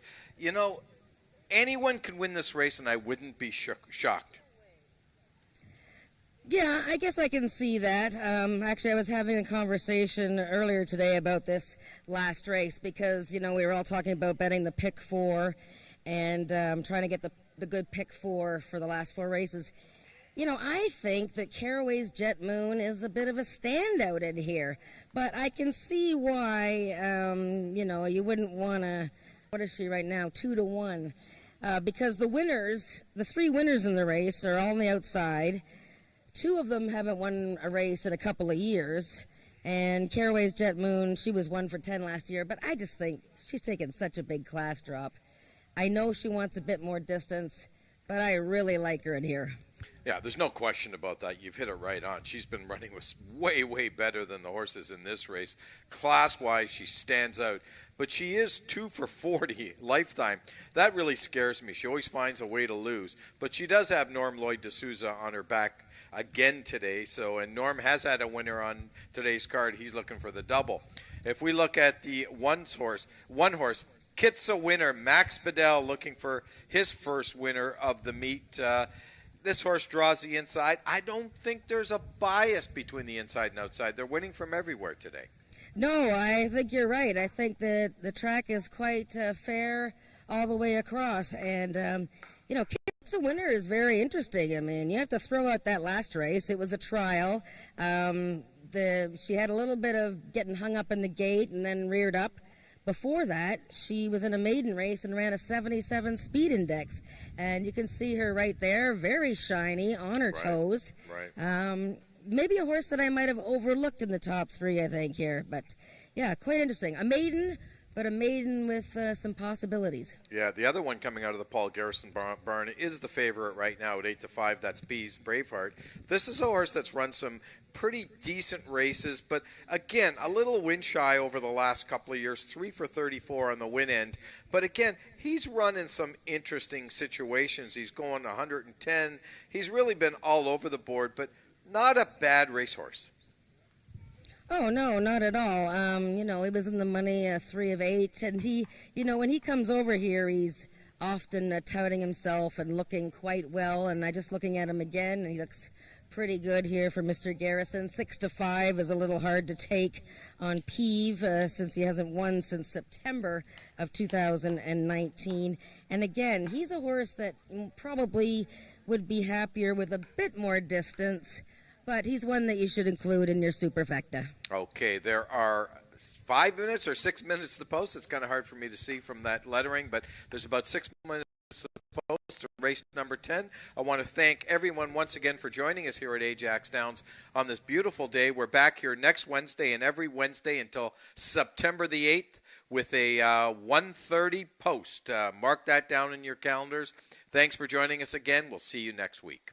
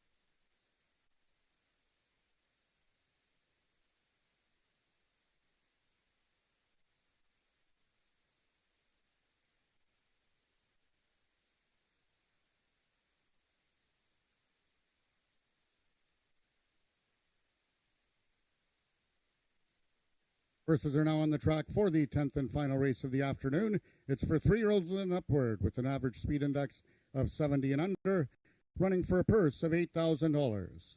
Number 1, Kit's a Winner, owned by Earl Foster and ridden by jockey Max Badal. Scratch number 2, Heavenly Fighter.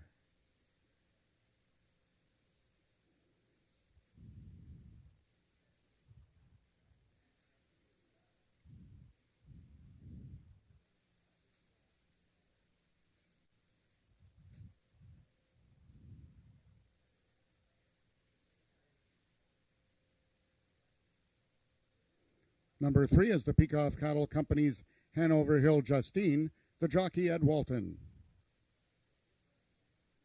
Number 4 is SW Hellcat, owned by Peggy Byrne, Cassandra Jeske in the saddle. Scratch number 5, Chicks Got Me Wonderin'. Number 6 is Caraway's Jet Moon, owned by the partnership of Wayne and Carol Proctor, Norman D'Souza in the saddle.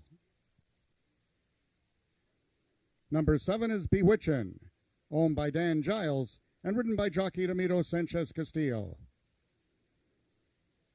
And completing the field, number 8 is Peeves Braveheart, owned by John Mauk, the mount to Tony Phillips. That is your field for the 10th race, going a distance of 300 yards. 2 minutes till post time.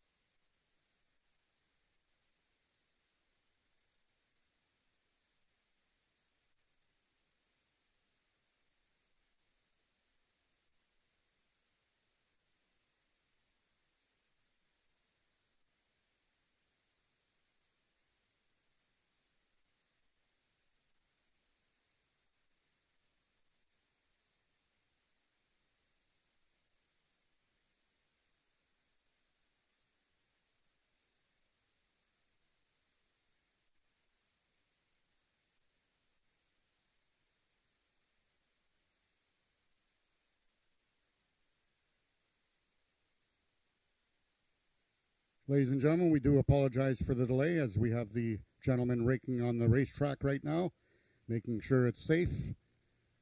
However, he should be done momentarily, and we'll get this 10th and final race underway.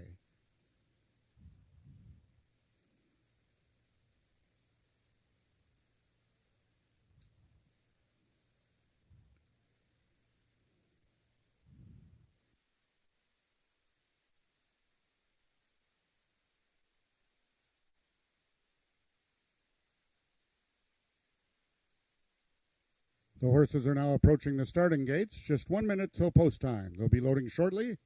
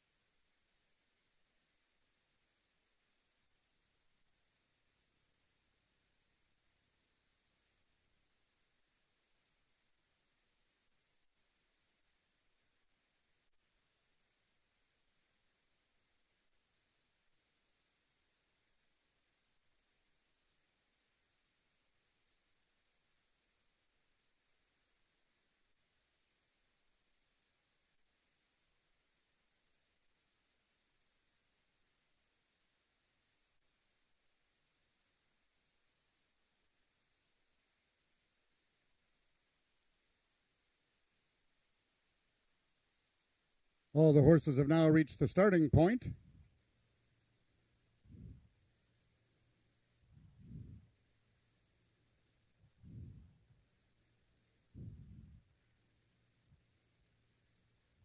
First one in is number 1, Kit's a Winner, one of 2 in this field for trainer Paul Garrison.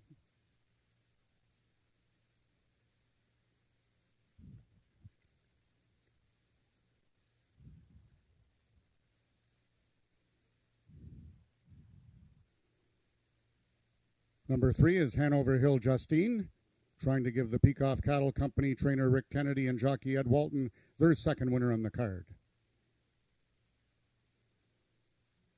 Number 4, SW Hellcat.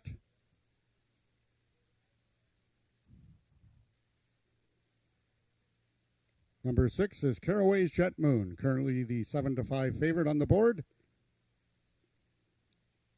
7 is Bewitchin'. And the last one to load from the outside stall, number 8, Peeves Braveheart, in this 10th and final race of the afternoon.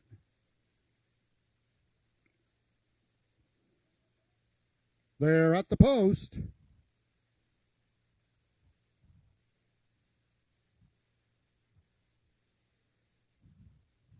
And they're off. Out quickest towards the inside is Hanover Hill Justine. In the center is SW Hellcat, and on the outside, Caraway's Jet Moon. SW Hellcat has the lead towards the inside. Hanover Hill Justine. Caraway's Jet Moon is late, but it's SW Hellcat to win the finale. Second was Caraway's Jet Moon, and it looks like Hanover Hill Justine hung on for third.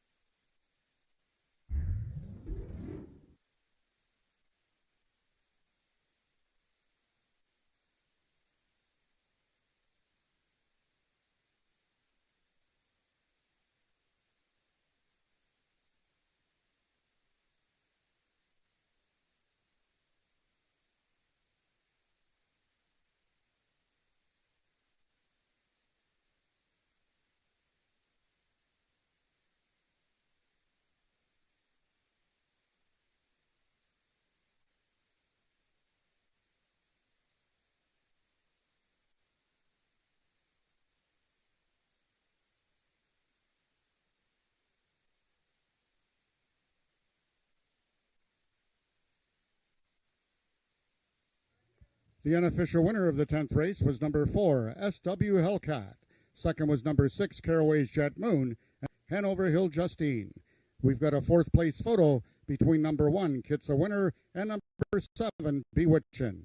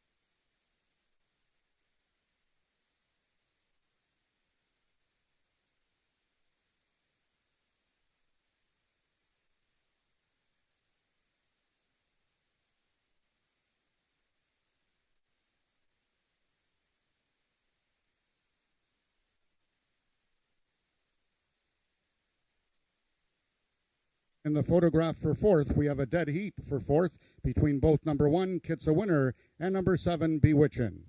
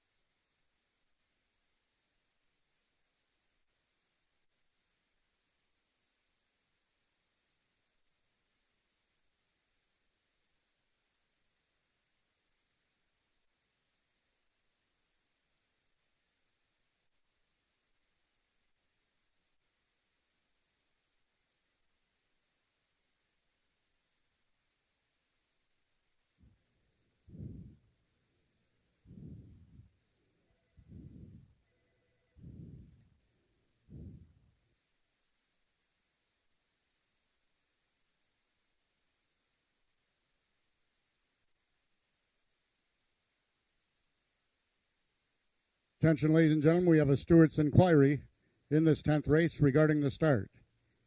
This race is under review by the stewards.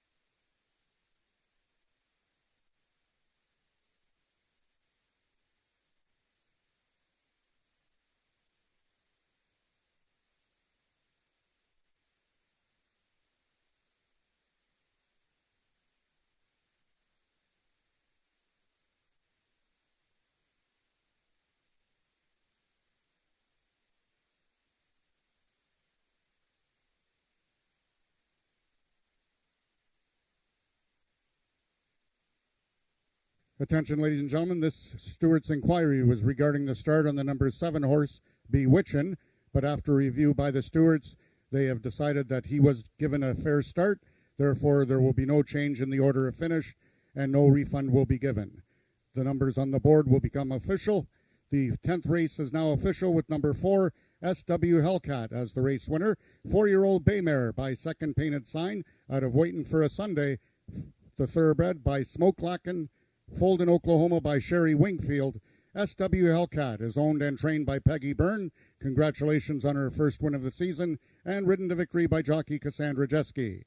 SW Hellcat winning the distance with a time of 15.697 seconds, carrying a speed index of 85.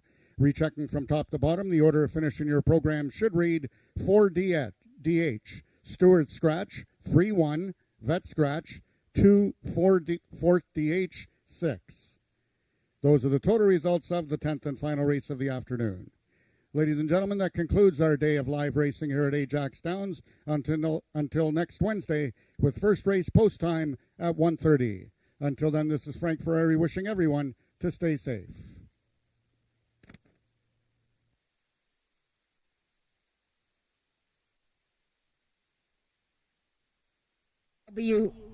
SW Hellcat has wrapped up the day for us, and boy, it was probably the loudest group of people cheering for the whole day.